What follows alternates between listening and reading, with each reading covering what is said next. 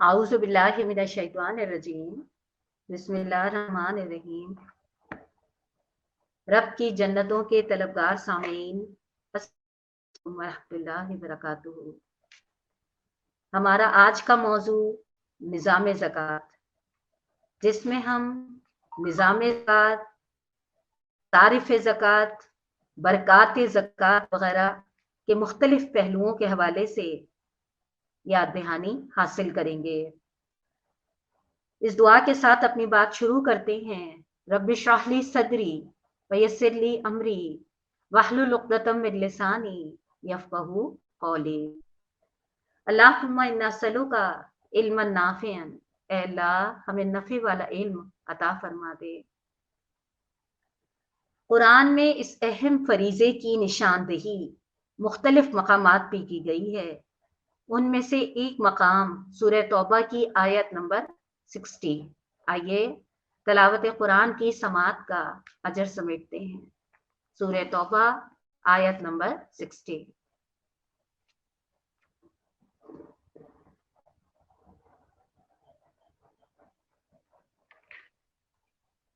اعوذ باللہ من الشیطان الرجیم، بسم اللہ الرحمن الرحیم۔ انما الصدقات للفقراء والمساکین والعاملین علیہا والمعلفة قلوبهم وفي الرقاب والغارمین وفی سبیل اللہ وابن السبیل فریضة من اللہ واللہ علیم حکیم۔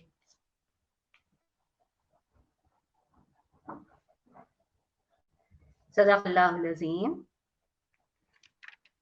رب العزت فرماتے ہیں، جو آیت آپ کے سامنے تلاوت کی گئی، ترجمہ ہے ان آیات کا، صدقات یعنی زکوٰۃ اللہ تعالیٰ کی طرف سے مقرر کردہ فرض ہے، فقراء کے لیے اور مساکین کے لیے، اور ان لوگوں کے لیے جو زکوٰۃ وصول کرنے پہ مقرر ہوں، اور ان کے لیے جن کی تالیف قلب منظور ہو، اور گردنیں چھڑانے کے لیے، اور قرضداروں کے لیے، اور راہ خدا میں مسافروں کے لیے اللہ بہتر جاننے والا اور حکمت والا ہے۔ سورہ توبہ کی آیت نمبر 60۔ اس کے علاوہ اللہ رب العزت نے قرآن میں سورہ بقرہ میں فرمایا، انفقوا من طیبات ما کسبتم ومما اخرجنا لکم من الارض، جو پاک مال تم نے کمائی ہے اور جو پیداوار ہم نے تمہارے لیے زمین سے نکالی ہے، اس میں سے راہ خدا میں خرچ کرو۔ اس کے بعد سورہ توبہ میں ہی اللہ رب العزت نے فرمایا، والذین یکنزون الذھب والفضہ ولا ينفقونها فی سبیل اللہ فبشرہم بعذاب علیم یوم یحمى علیہا فی نار جہنم فتکوی بہا جباہہم وجنوبہم وظہورہم ھذا ما کنزتم لانفسکم فذوقوا ما کنتم تکنزون۔ بہت ہی جھنجھوڑنے والی آیت ہے، جس کا ترجمہ میں نے آپ کے سامنے رکھا ہے نا۔ ترجمہ ہے ان آیات کا، جو اس اہم فریضے کی ادائیگی میں لاپرواہی دکھانے پہ یا سستی یا بے دلی سے کرنے پہ نشاندہی کر رہا ہے۔ اللہ رب العزت فرماتے ہیں، جو لوگ سونے اور چاندی جمع کر کے رکھتے ہیں اور اس میں سے راہ خدا میں خرچ نہیں کرتے، انہیں دردناک عذاب کی خبر دے دو۔ آپ غور کریے گا، سورہ توبہ کی آیت نمبر جس 35 کا میں ترجمہ پڑھ رہی ہوں، اللہ رب العزت کے الفاظ ہیں فبشرہم بعذاب علیم۔ بشیر کا لفظ آپ جانتی ہیں، خوشخبری کے لیے نا۔ ہم اپنی زبان میں اگر اس کو سوچیں، کیا کبھی کسی کو کسی دردناک عذاب کی یا دردناک تکلیف کی خوشخبری دی جاتی ہے؟ مگر وہ 70 ماہوں سے زیادہ چاہنے والا، اس کے الفاظ کا ذرا انتخاب دیکھیے، فبشرہم بعذاب علیم۔ ایک تو یہ ہے کہ عذاب، اور یہ بات بھی میں اکثر آپ کے سامنے رکھتی ہوں، آپ سورہ بقرہ سے پڑھتی ہوئی جائیے گا، اللہ تعالیٰ نے دو الفاظ عذاب علیم اور عذاب عظیم. عذاب عظیم ان کے لیے کہ جن کی عقلوں نے اللہ کے پیغام کو سمجھا نہیں، اور عذاب علیم ان کے لیے جنہوں نے سمجھ سب کچھ لیا مگر اس میں لاپرواہی دکھا رہے ہیں، غفلت دکھا رہے ہیں. علیم دردناک عذاب کہتے ہیں اور عظیم بڑا عذاب کہتے ہیں. شدت کے لحاظ سے علیم عذاب جو ہے وہ زیادہ دردناک ہے، اور یہ عذاب ان ایمان لانے والوں کے لیے اللہ تعالیٰ کہتے ہیں جو کلمہ گو ہیں، جن کی عقلوں نے، فہم نے سمجھ لیا کہ اللہ کے دین کا اور بندگی کا کیا تقاضا ہے، مگر اس کے باوجود اس کے تقاضوں سے اپنے آپ کو دائیں بائیں کر کے بچانے کی کوشش کرتے ہیں. ان کے لیے اللہ تعالیٰ کا انداز ہے فبشرہم بعذاب علیم. یہ جملہ میں آپ کو نہیں کہہ سکتی، آپ مجھے نہیں کہہ سکتی، اور اگر کوئی کہے تو ہم کہیں گے یہ انداز سمجھانے کا درست نہیں ہے. اگر سمجھانا ہے تو میٹھی اور نرم زبان میں سمجھاؤ. لیکن اللہ رب العزت جو 70 ماہ سے زیادہ چاہتے ہیں، ان کے ایک ایک لفظ پہ اگر ہم غور کریں، اور یہ قرآن میں آپ کو بہت ساری جگہوں پہ اس طرح کا رب العزت کا انداز ملے گا کہ جن لوگوں کو اتنا سمجھایا جا چکا ہے اور پھر بھی وہ نہیں مان کے دیتے، پھر اللہ پاک کا انداز کیا ہے، فبشرہم، ان کو خوشخبری دو، یعنی اسی قابل نہ. دوسرا جملہ، دوسری آیت جو اللہ تعالیٰ نے اس کے ساتھ کہی، یہ آیت بھی اپنی جگہ پہ بڑی شدت کا اظہار کر رہی ہے. اور جو میں آپ سے اکثر کہتی ہوں نا کہ میں ترجمہ رکھ بھی دوں تو ترجمہ رب پاک کے الفاظ کا حق نہیں ادا کر پاتا، جیسا کہ ان آیت میں موجود ہے، یوم یحما علیہا فی نار جہنم فتکوا بہا جباہہم وجنوبہم وظہورہم. کیا ہوگا؟ اس دن ان کی پیشانیاں اور ان کے پہلوؤں اور پیٹھوں کو داغا جائے گا اور کہا جائے گا کہ یہ ہے وہ مال جو تم نے اپنے لیے جمع کیا تھا، اب ان کے خزانوں کا مزہ چکھو. محسوس کرا آپ نے؟ یہی پیشانیاں، یہی ہمارے جسم کے پہلو اور پیٹھ کے نازک حصے، اللہ رب العزت فرماتے ہیں ان کو دردناک عذاب کی خوشخبری دو کہ اسی مال سے قیامت والے روز ان کے ساتھ یہ اور یہ اور یہ سلوک کیا جائے گا. اللہ تعالیٰ مجھ کو اور آپ کو اور ہر مومن کو اس انجام سے بچنے کی تیاری اور فکر کی توفیق عطا فرماتے ہیں. پھر ایک اور جگہ اللہ رب العزت فرماتی ہیں سورہ توبہ میں، ان کے مالوں میں سے زکوٰۃ وصول کر کے انہیں پاک اور صاف کرو. حدیث میں آتا ہے کہ جب سونا اور چاندی جمع کرنے والوں پر عذاب کی دھمکی آئی تو مسلمان سخت پریشان ہو گئے. اس سے اندازہ کریے گا اس دور کا مسلمان اور آج کا مسلمان. اس دور کا مسلمان جب آیات الہی آتی تھی تو فوراً چکنا ہوتا تھا، فوراً اپنا محاسبہ کرتا تھا، فوراً اپنے اندر جھانکتا تھا. آج کا مسلمان کلام الہی کی آیات پڑھنے کے بعد دوسروں کو جانچتا ہے، دوسروں کا تجزیے کر رہا ہوتا ہے، مگر اپنے اندر کی دنیا کو اس سے خالی سمجھ رہا ہوتا ہے، اپنے آپ کو اس کا مخاطب نہیں سمجھ رہا ہوتا. حدیث میں آتا ہے کہ جب سونا اور چاندی جمع کرنے والوں پر عذاب کی دھمکی آئی تو مسلمان سخت پریشان ہوئے، کیونکہ اس کے معنی تو یہ تھے کہ ایک درہم ہی اپنے پاس نہ رکھو، سب خرچ کر ڈالو. آخر کار حضرت عمر رضی اللہ تعالیٰ عنہ پیارے نبی صلی اللہ علیہ وآلہ وسلم کی خدمت میں حاضر ہوئے اور قوم کی پریشانی کا حال ذکر کیا. آپ نے جواب دیا، اللہ تعالیٰ نے زکوٰۃ تم پر اس لیے فرض کی ہے کہ تمہارے باقی مال پاک ہو جائے.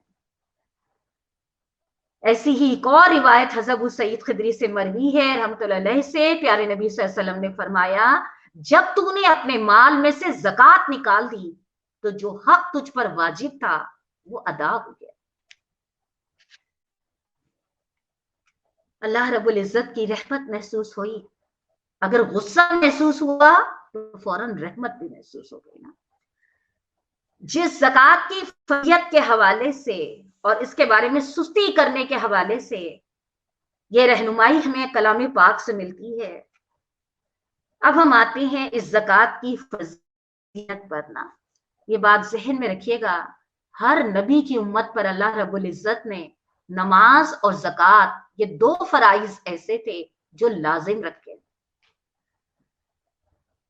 زکوٰۃ بھی اسلام کے دیگر احکام کی طرح بتدریج فرض ہوئی۔ پیارے نبی صلی اللہ علیہ وسلم کے حالات زندگی پڑھنے سے پتہ چلتا ہے کہ زکوٰۃ کی تلقین اسلام کے ابتدائی دور سے ہی کی جا رہی تھی۔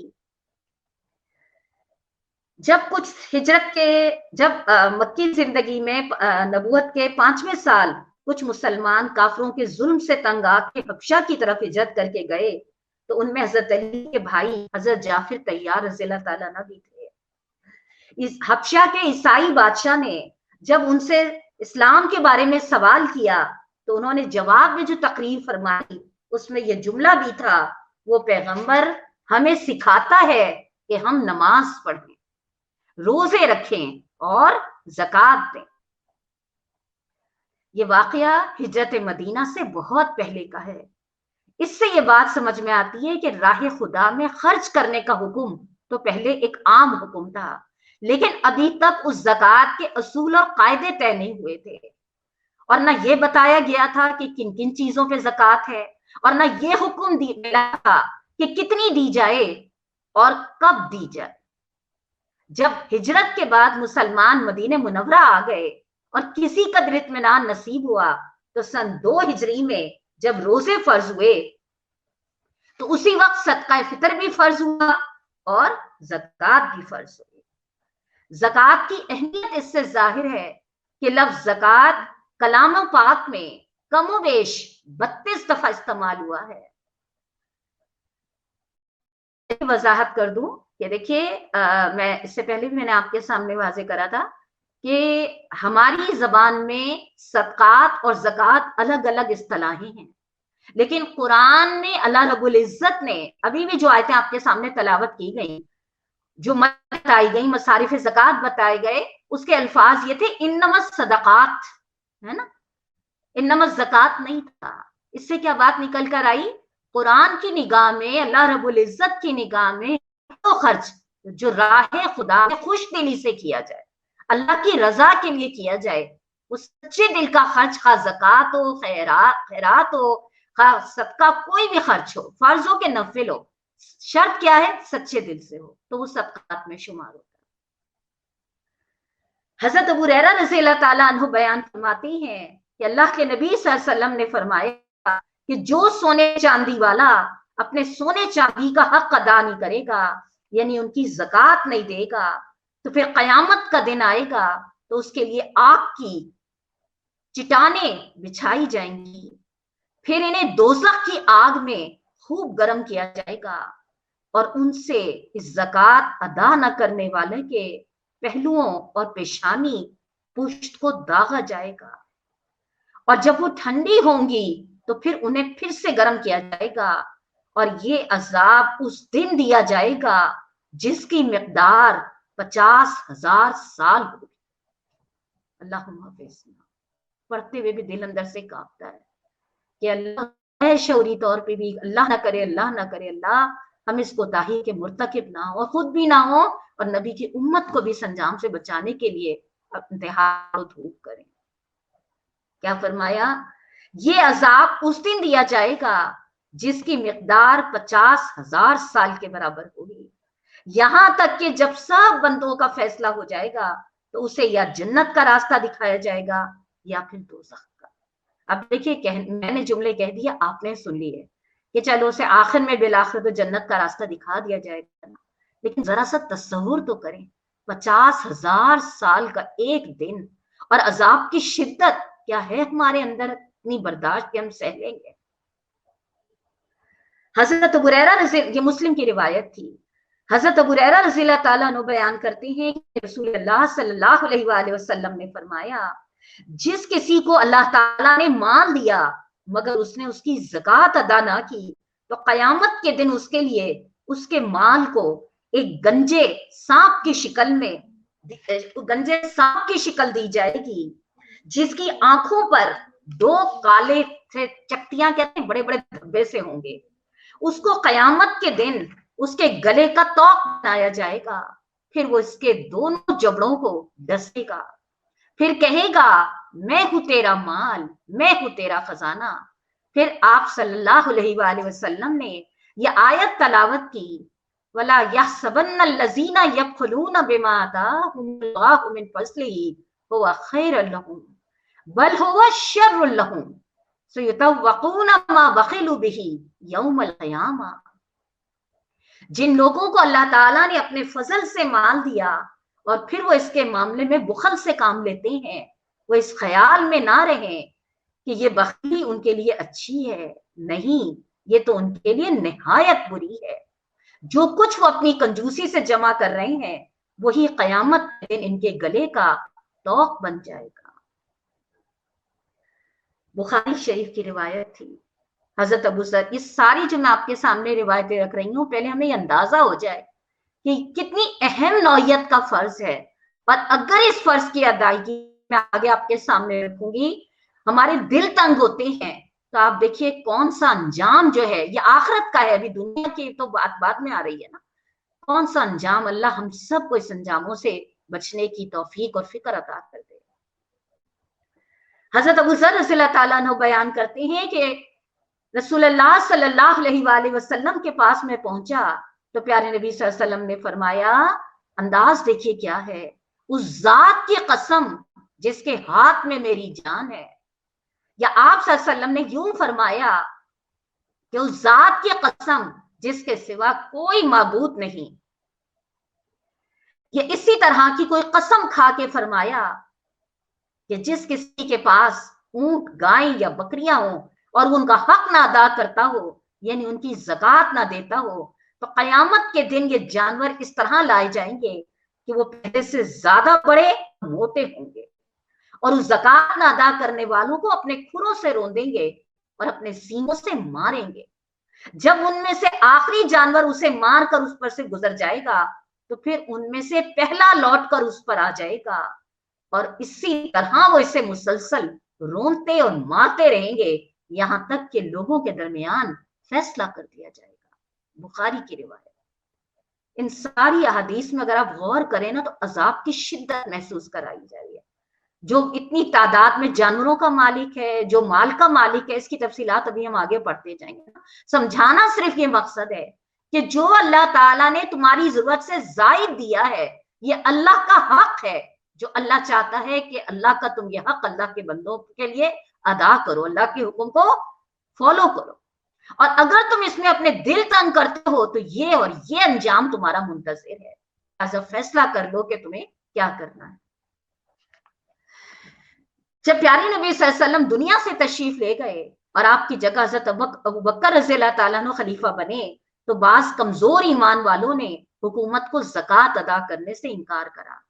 حضرت ابو بکر رضی اللہ تعالیٰ عنہ بڑے نرم مزاج تھے، مگر اس بات پر حضرت ابو بکر نے سخت رویہ اختیار کیا، اور جن لوگوں نے زکوٰۃ ادا کرنے سے انکار کیا ان کے خلاف جنگ کرنے کو تیار ہو گئے۔ اس پہ حضرت عمر رضی اللہ تعالیٰ نے ان سے کہا، آخر آپ ان لوگوں کے خلاف کیسے جنگ کر سکتے ہیں جو لا الہ الا اللہ کہتے ہیں، جبکہ رسول خدا صلی اللہ علیہ وآلہ وسلم فرما چکے ہیں کہ جس نے لا الہ الا اللہ کہا اس نے اپنا مال اور اپنی جان بچا لیے سوائے کسی حق کے عوض۔ اس پر حضرت بکر رضی اللہ تعالیٰ نے فرمایا کہ خدا کی قسم میں ان کے خلاف ضرور جنگ کروں گا جو نماز اور زکوٰۃ میں فرق کریں۔ بے شک زکوٰۃ مال کا حق ہے، خدا کی قسم اگر انہوں نے اونٹ باندھنے کی ایک رسی بھی جو یہ پیارے نبی صلی اللہ علیہ وسلم کے زمانے میں دیتے تھے اب روک لی تو اس پر میں ان سے جنگ کروں گا۔ اس پہ حضرت عمر رضی اللہ تعالیٰ عنہ بھی مان گئے کہ صحیح بات وہی تھی جو حضرت ابوبکر نے بیان فرمائی تھی، کیونکہ اگر اس وقت ذرا سی بھی نرمی دکھائی جاتی تو عجب نہیں کہ آہستہ آہستہ اسلام کی ساری عبادات ہی خطرے میں پڑ جاتی۔ محسوس کیا آپ نے کس قدر حضرت ابوبکر نرم دل تھے نا، لیکن جہاں اللہ کے دین کی غیرت کا فرضیت کا معاملہ آیا کس قدر آپ یہ دیکھیے کہ انہوں نے اس معاملے میں مضبوطی دکھائی۔ اور حضرت عمر رضی، اس سے مجھے پڑھتے ہوئے یہ بھی احساس ہوتا ہے کہ دیکھیے انسان मंजिलत के, जहानत के किसी मकाम पे भी पहुंच जाए, हजरत उमर की जहानत के बारे में कोई दो राय हो सकती है? फरमाने रसूल है, मेरे बाद कोई नबी होता तो उमर होता, है ना। लेकिन इंसान इंसान है। हजरत अबू बकर की राय हजरत उमर की राय से ज्यादा बेहतर राय थी। इसका मतलब क्या है? कोई भी शख्स अपने बारे में ये मुतमईन है कि बस जो मैंने सोच लिया क्योंकि मेरा मकाम ऐसा नहीं। बहरहाल इंसान अगर अपने लिए सीखने सिखाने के मराहिल खुले रखे और अपने आप को छोटा समझे, तो फिर अपनी इस्लाह का दरवाजा और दूसरों को अपने से बेहतर समझने का रास्ता भी उसके लिए खुला रहता है और उसी में उसकी बेहतरी भी होती है। ये ज़कात की फर्जियत के चंद मैंने अहादीस रसूल से आपके सामने उसकी अहमियत रखी है। अब मैं थोड़ा सा इसकी उसमें आती हूँ कि ज़कात के मायने क्या हैं। कुरान पाक में तकरीबन 32 दफा ये लफ्ज इस्तेमाल हुआ है और ज़कात का मफहूम है पाक होना, बढ़ना। और फिक़्ह की इस्तिलाह में ज़कात से मुराद है कि हर साहिब निसाब मुसलमान अपने माल में से हर साल शरीयत का मुतय्यन करदा मुकर्रर हिस्सा निकाल के उन लोगों को दे जो शरीयत की नजर में ज़कात लेने के काबिल है। अब वो शरीयत की नजर में ज़कात देने के काबिल कौन कौन लोग हैं, इसमें हम आते हैं। पहली जो चीज है, पहली जो बात हमारी इस लिहाज से सामने आएगी वो है साहिब निसाब कौन होते हैं ना। इसके बारे में हमारे मुख्तलिफ उलमा ने, मैं मुख्तसर में बहुत फिक़ही बारीकियों में नहीं जा रही, वो इंशाल्लाह हम किताबों में पढ़ ही लेते हैं। मैं तो सिर्फ आपको उसकी अहमियत और उसकी बरकत और उसकी फर्जियत की तरफ मुतवज्जे कर रही हूँ ना। हमारे मुख्तलिफ उलमा इस बारे में जो राय देते हैं वो ये है कि 7 तोले 6 माशे सोना जिसके पास हो, और एक दूसरी राय ये है कि 5 तोले 2.5 माशे सोना जिसके पास हो, ये दोनों अशखास जो हैं ये ज़कात देने के अहल हैं। अब इस मिकदार से किसी के पास चांदी है, इस मिकदार के मुताबिक किसी के पास तिजारत का माल है, किसी के पास और दीगर चीजें हैं, तो वो साहिब निसाब में शामिल होगा ना। अच्छा, अब यह है कि इसमें शरह ज़कात क्या होती है। शरह ज़कात में ये बात वाज़ेह कर दूं कि इसमें मुख्तलिफ चीजों के लिहाज से हम लोग चूंकि एक मखसूस यानी जेवरात या माल के लिहाज से हैं, अल्लाह के दीन तो हर पहलू से हमें रहनुमाई देता है ना। अब इसमें बहुत सारे मुख्तलिफ पहलू हैं। यानी इसमें क्या है कि ज़रई जमीन अगर बारिश से सैराब होगी तो उसका 10वां हिस्सा ज़कात में दिया जाएगा। अगर इंसानी यानी ट्यूबवेल या कुएं के जरिए सैराब होगी तो उसका 20वां हिस्सा दिया जाएगा। इस तरह से ना मुख्तलिफ परसेंटेज जो है वो हालात के लिहाज से इम्प्लीमेंट की गई है। लेकिन हम अपने जेवर या माल के लिहाज से देखते हैं तो 2.5% जो है, जो भी मिसाल के तौर पे अगर मेरे पास 1 लाख रुपया है तो उसमें से 2.5 रुपए जो है, 2.5% अच्छा, अब अगली बात यह है कि मसारिफे ज़कात क्या है ना, यानी किन लोगों को ज़कात जो है वो उसके मुस्तहिक होंगे। तो अभी जो तलावत आयत आपके सामने तलावत की गई थी, सूरह तौबा की आयत नंबर 60, उसकी रूह से ज़कात के 8 मसारिफ बयान किए गए हैं। आप लोग इस तफहीम को खोल के, मैं बहुत मुख्तसर लूंगी लेकिन आप लोग वहां से जरूर पढ़ लीजिएगा, इसलिए कि ये सारी हम सब इतने याददाश्तों के लिहाज से कमजोर हैं कि बाज़ औक़ात सुनने के बावजूद चीजें जहन से महव हो जाती है ना। ये 8 मसारिफ जो आयत नंबर 60 सूरह तौबा में बयान किए गए हैं, इसमें पहला है फुकरा, दूसरा है दीन, तीसरा है वो लोग जो ज़कात के महकमे में मुलाजिम हो, चौथे हैं वो लोग जिनके दिलों में इस्लाम की मोहब्बत पैदा करना मतलूब हो। ये जो चौथी है ना, इसको तालीफे कल्ब, और इसमें अभी मैं आपके सामने भी इसकी वजाहत रखूंगी कि इसमें हमारे कुछ फुक़हा गैर मुस्लिम को, हालांकि ज़कात की शर्त ही होती है उसकी शराइत में कि ये मुसलमानों के अलावा नहीं दी जा सकती, लेकिन अभी जो मैं आपके सामने तफसील लूंगी और मैं आपको हवाला इसीलिए दे रही हूँ कि आप लोग वहां और तफसील से पढ़ लीजिएगा अगर मेरे बात कहने में आपको कोई तशनगी महसूस हो तो। पांचवा है वो लोग जो गुलामी का शिकार हैं, उन्हें गुलामी से छुड़ाने के सिलसिले में ज़कात सर्व की जाएगी। छठा है कर्जदार, 7واں ہے اللہ کے راستے میں جدوجہد کرنے والے, اللہ کے دین کے لیے بھی زکوٰۃ جو ہے اس کی فرضیت یہاں بیان کی گئی ہے. اور 8واں ہے مسافر.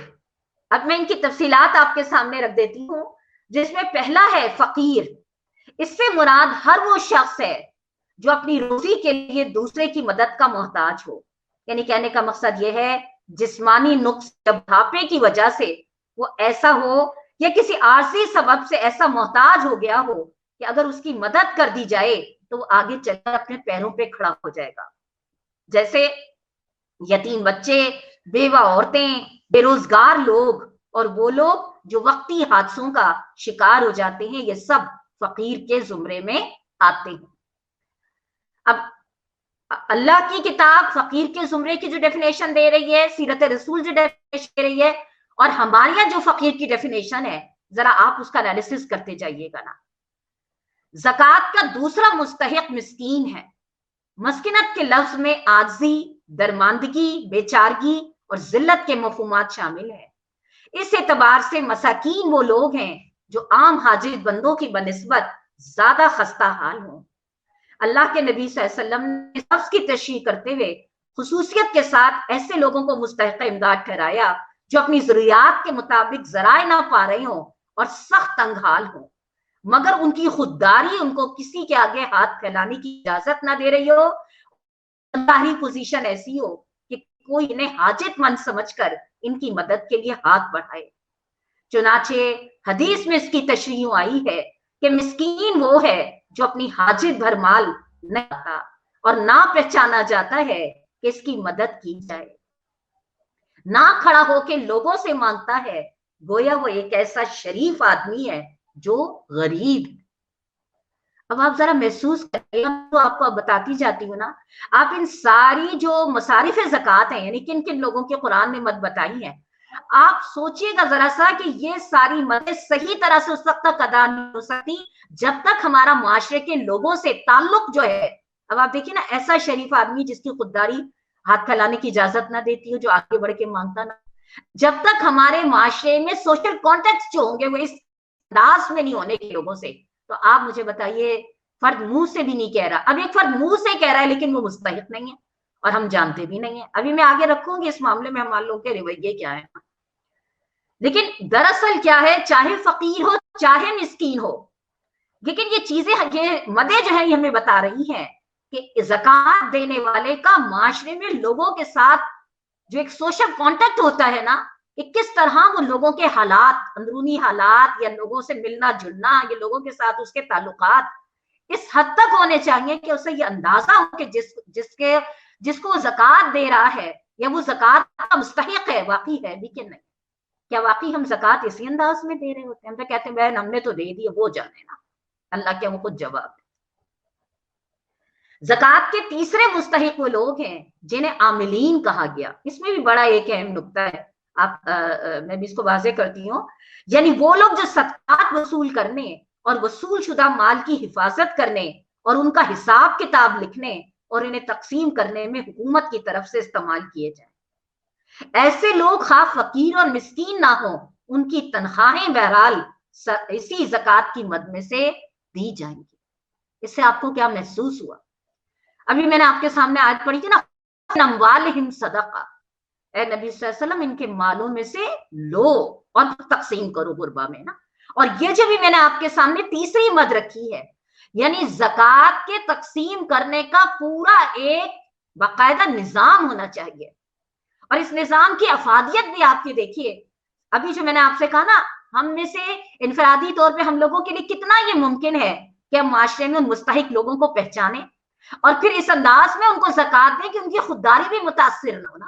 جب ہم پرسن ٹو پرسن رابطہ کرتے ہیں تو سامنے والے کو یہ پتا چلتا ہے کہ زکوٰۃ کون دے رہا ہے, لہٰذا وہ تھوڑا سا زیر بار ہوتا ہے نا.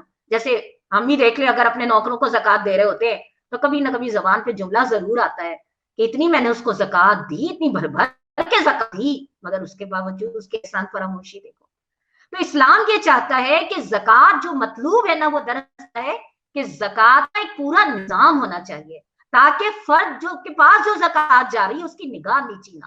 اور دوسرا یہ کہ ایک فرد کے لیے انفرادی طور پہ ممکن بھی نہیں ہے کہ وہ ہر چیز کی پراپر آگاہی رکھ سکے. لہٰذا جب ایک سسٹم وجود میں آئے گا تو وہ سسٹم جو ہے ایک فرد یہ کرے گا ایک فرد وہ کرے گا, اس سسٹم کے ذریعے وہ رقم جو ہے زکات جو ہے وہ اس کے صحیح حقدار تک پہنچے گی. اور اللہ کی نگاہ میں یہ اتنا اہم ہے کہ یہاں تک کہا کہ جو لوگ زکات کے نظام پہ کام کر رہے ہیں نا ان کی تنخواہیں تم مانگو, لیکن دیکھو زکات کو باقاعدہ نظام کے تحت تقسیم کرو تاکہ معاشرہ اس کے فوائد سمیٹ سکے. آج ہم اور آپ اس برکت سے زکات کی محروم, اس لیے کہ زکاتیں تو دے رہے ہیں لیکن اس نظام کو لانے کی کوئی جدوجہد یا کوئی تشنگی نہیں محسوس ہوتی کہ ٹھیک ہے میں دے تو رہی ہوں, لیکن اگر واقعی اس نظام ایک پراپر نظام کے ذریعے, ابھی آپ لوگوں نے پڑھا ہوگا جو بیان آیا ہے کہ جو اس وقت ہمارے نظام کی کیفیت جا رہی ہے, بات کہی کہ لوگ اب حکومتوں کو جو زکات کاٹتی ہے, لوگ اب حکومتوں پر عدم اعتماد کا اظہار کر رہے ہیں, وہ اپنی زکاتیں ان پہ کاٹنے پہ مطمئن نہیں ہے, لہٰذا کوئی اور دوسرا نظام لانا ہوگا. وہ دوسرا نظام کیا ہے؟ کھل کے کہتے ہوئے ڈرتے ہیں کہ وہ یہی قرآن کا تو نظام ہے جس کے ختم رمضان میں کیے جا رہے ہوتے ہیں, جس کے شکرانے کے طور پہ روزے رکھے جا رہے ہیں, جس کی لڑائی جا رہی ہے. پھر اس کے بعد اگلی مت جو ہے, زکات کے چوتھے مستحق وہ لوگ ہیں جن کے دلوں میں اسلام اور مسلمانوں کی محبت پیدا کرنا, الفت پیدا کرنا مطلوب. تالیف قلب کا مطلب یہ ہے دل موہنا. اس حکم سے مقصد یہ ہے کہ جو لوگ اسلام کی مخالفت میں سرگرم ہوں اور مال دے کے ان کی جوش دشمنی کو ٹھنڈا کیا جا سکے, تو ایسے لوگوں کو اور ان کا ٹوٹنا جو ہے وہ مسلمانوں کے لیے اللہ کے دین کے لیے مددگار ثابت ہو. یا وہ لوگ جو نئے نئے اسلام میں داخل ہوئے ہوں اور ان کی سابقہ دشمنیوں کو یا ان کی کمزوریوں کو دیکھتے ہوئے اندیشہ ہو کہ اگر مال سے ان کی مدد نہ کی گئی تو یہ پھر کفر کی طرف لوٹ جائیں گے یا اسلام کو نقصان پہنچائیں گے, تو ایسے لوگوں کو مستقل وظیفے یا وقتی عطیے دے کر بھی زکات کی مد سے ان کے دلوں کو نرم کیا جا سکتا ہے. یہ تھوڑا سا آپ لوگوں کو مد ہضم کرنی تھوڑی مشکل لگے گی نا, اس لیے میں آپ کو بار بار حوالہ دے رہی ہوں کہ آپ سورہ توبہ میں 60 جو آیت ہے اس کی تشریح میں بار بار وہ پڑھیے گا, آپ کو اس میں مزید اور تفصیل یہ ملے گی کہ حضرت عمر رضی اللہ تعالیٰ نے اپنے دور میں اس مت کو روک دیا. اچھا, اس کی وجہ سے فقہا میں یہ مطلب ان کی رائے آئی کہ یہ مت جو تھی تالیف قلب کی, یہ اللہ کے نبی صلی اللہ علیہ وسلم کی حیات تک تھی. لیکن امام مولانا نے بڑی اچھی بات لکھی ہے, انہوں نے کہا حضرت عمر نے اس مت کو اس لیے روکا تھا کہ اس وقت مسلمانوں کے بیت المال میں الحمدللہ کثیر مال موجود تھا, تو حضرت عمر نے تالیف قلب کے لیے اس مت کو استعمال کرا. لیکن ہمارے پیارے نبی کے دور میں اور پھر حضرت ابوبکر کے دور میں مسلمانوں کا جو بیت المال تھا اس میں بھی دوسرے ذرائع کی اتنی آمدنی نہیں تھی, اس لیے اس مت کی ادائیگی کے لیے زکات سے مدد لی گئی. کہنے کا مطلب کیا ہے, اگر مسلمانوں کے پاس دیگر مدوں میں اتنی وہ موجود نہ ہو بیت المال میں, تو پھر وہ زکات سے بھی, کیونکہ مطلوب کیا ہے اسلام کو نقصان سے بچانا, یہ تالیف قلب. اس میں چونکہ اختلاف ہے اس لیے میں نے آپ کے سامنے یہ وضاحت رکھی ہے. مجھے انشاءاللہ امید ہے آپ لوگ وہاں سے پڑھ کر اپنے دلوں کا اور اطمینان انشاءاللہ بڑھا لیں گے. اس کے بعد زکات کا 5واں استعمال یہ بتایا گیا کہ اسے گردنیں چھڑانے یعنی غلاموں کی آزادی میں زکات کا مال صرف کیا جا سکتا ہے. آج غلام کا دور تو نہیں ہے, لیکن اس کی ایک دوسری صورت جو ہمیں آج نظر آتی ہے, جیلوں میں جس طرح سے بیچارے بے مظلوم بے گناہ قیدیوں کو بھر بھر کے بھرا جاتا ہے نا, ان کی زر ضمانت کے طور پہ تاکہ وہ جیل میں نہ سڑے اور بے قصور جو ہوا, تو ان کی بھی رہائی کے لیے جو ہے ان کی ضمانتوں کے لیے زکات کی مد سے مدد کی جاتی ہے. زکات کا چھٹا استعمال جو قرآن نے بتایا قرض داروں کی مدد میں, یعنی اس میں یہ بات مگر ذہن میں رکھیے گا کہ متحد فقہا یہ والی بات کہتے ہیں کہ جس شخص نے بدعمالیوں اور فضول خرچیوں پہ اپنا مال اڑایا ہوگا, اپنے آپ کو قرض داری میں مبتلا کیا ہوگا, اس کی مدد نہیں کی جائے گی جب تک وہ توبہ نہ کر لے. کیوں؟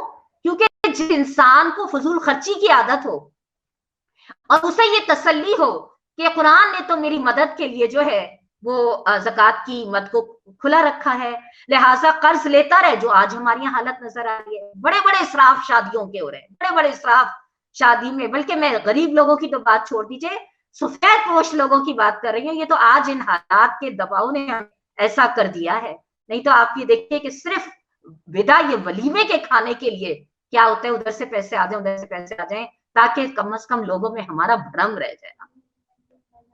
لہٰذا کیا ہے، قرض لے لیا شادی کے لیے، کھانوں کے لیے، کھانے ہیں اور جو ساری نمود نمائش کی چیزیں، قرض لے لیا اور پھر بعد میں یہ کہا کہ جی اب دیکھ لیجیے ہمارے پاس جو بہت سارے لوگ آتے ہیں، ہم نے فلاں کی شادی کے لیے، پتہ ہی ایسا لگتا ہے رمضان کے آتا ہے اولادوں کی اولادیں نکلی چلی آتی ہیں اور شادیوں پہ شادیاں نکلے چلی آتی ہیں. حالانکہ میں پڑھ رہی تھی ہمارے تمام فقہا کا جو ہے اس بات پر اتفاق ہے کہ شادیوں پہ زکوٰۃ جس طرح ہم دیتے ہیں اس طرح زکوٰۃ نہیں جاتی، مگر ہم دے رہے ہوتے ہیں. اور یہ بات بھی ذہن میں رکھیے گا، انشاءاللہ آپ آگے پڑھتی جائیں گی کہ زکوٰۃ لینے والے کی جتنی پکڑ ہے، زکوٰۃ دینے والے کی بھی اتنی ہی پوچھ ہے، اس لیے کہ فرض وہ ادا کر رہا ہے، لہٰذا وہ یہ سوچے کہ میں نے تو ادا کر دی، لینے والا خود جواب دے ہوگا، نہیں، جس کا فرض ہے اسی سے پوچھو گی تم نے اپنے فرض کو پوری چھان پھٹک کے ساتھ اور ان شرائط کے ساتھ جو اللہ نے بتائی ہے، اور ان میں مزید اور جو آگے شرائط آئیں گی کہ حلال مال ہو، اور یہ ساری دینے والے سے پوچھی جائے گی، لینے والے کا تو الگ سا.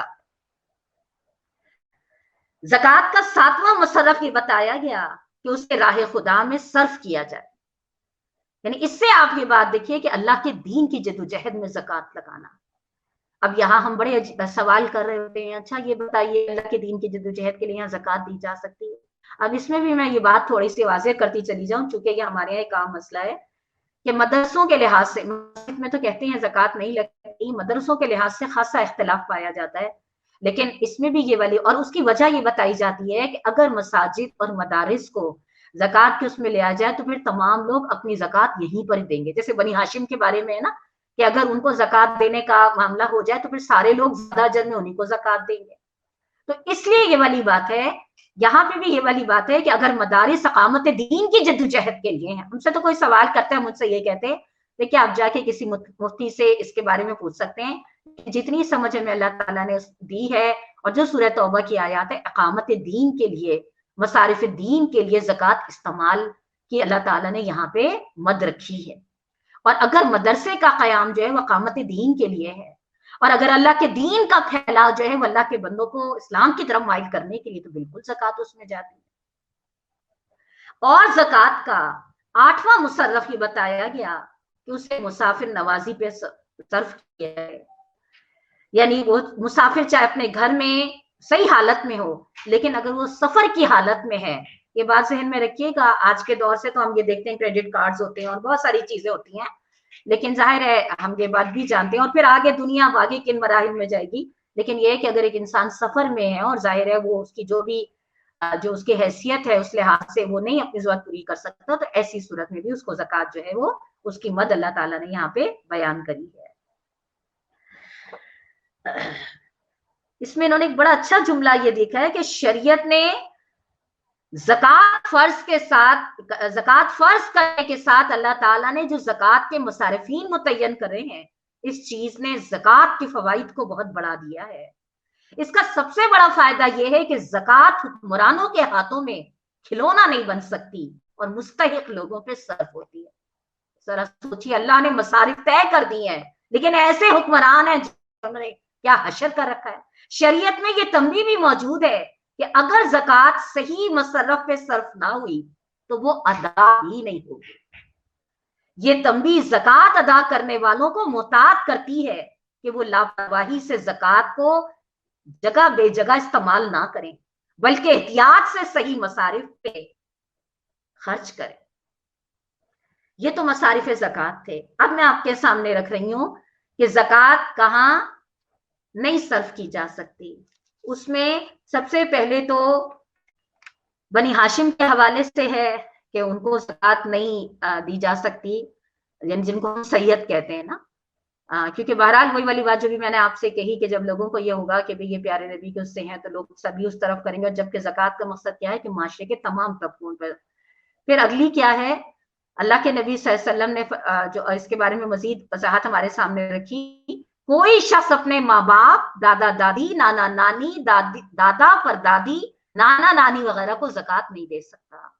ऐसे ही कोई शख्स बेटा बेटी, पोते पोती, नवासा नवासी और उनकी औलाद को भी ज़कात नहीं दे सकता। शौहर बीवी को और बीवी शौहर को ज़कात नहीं दे सकती।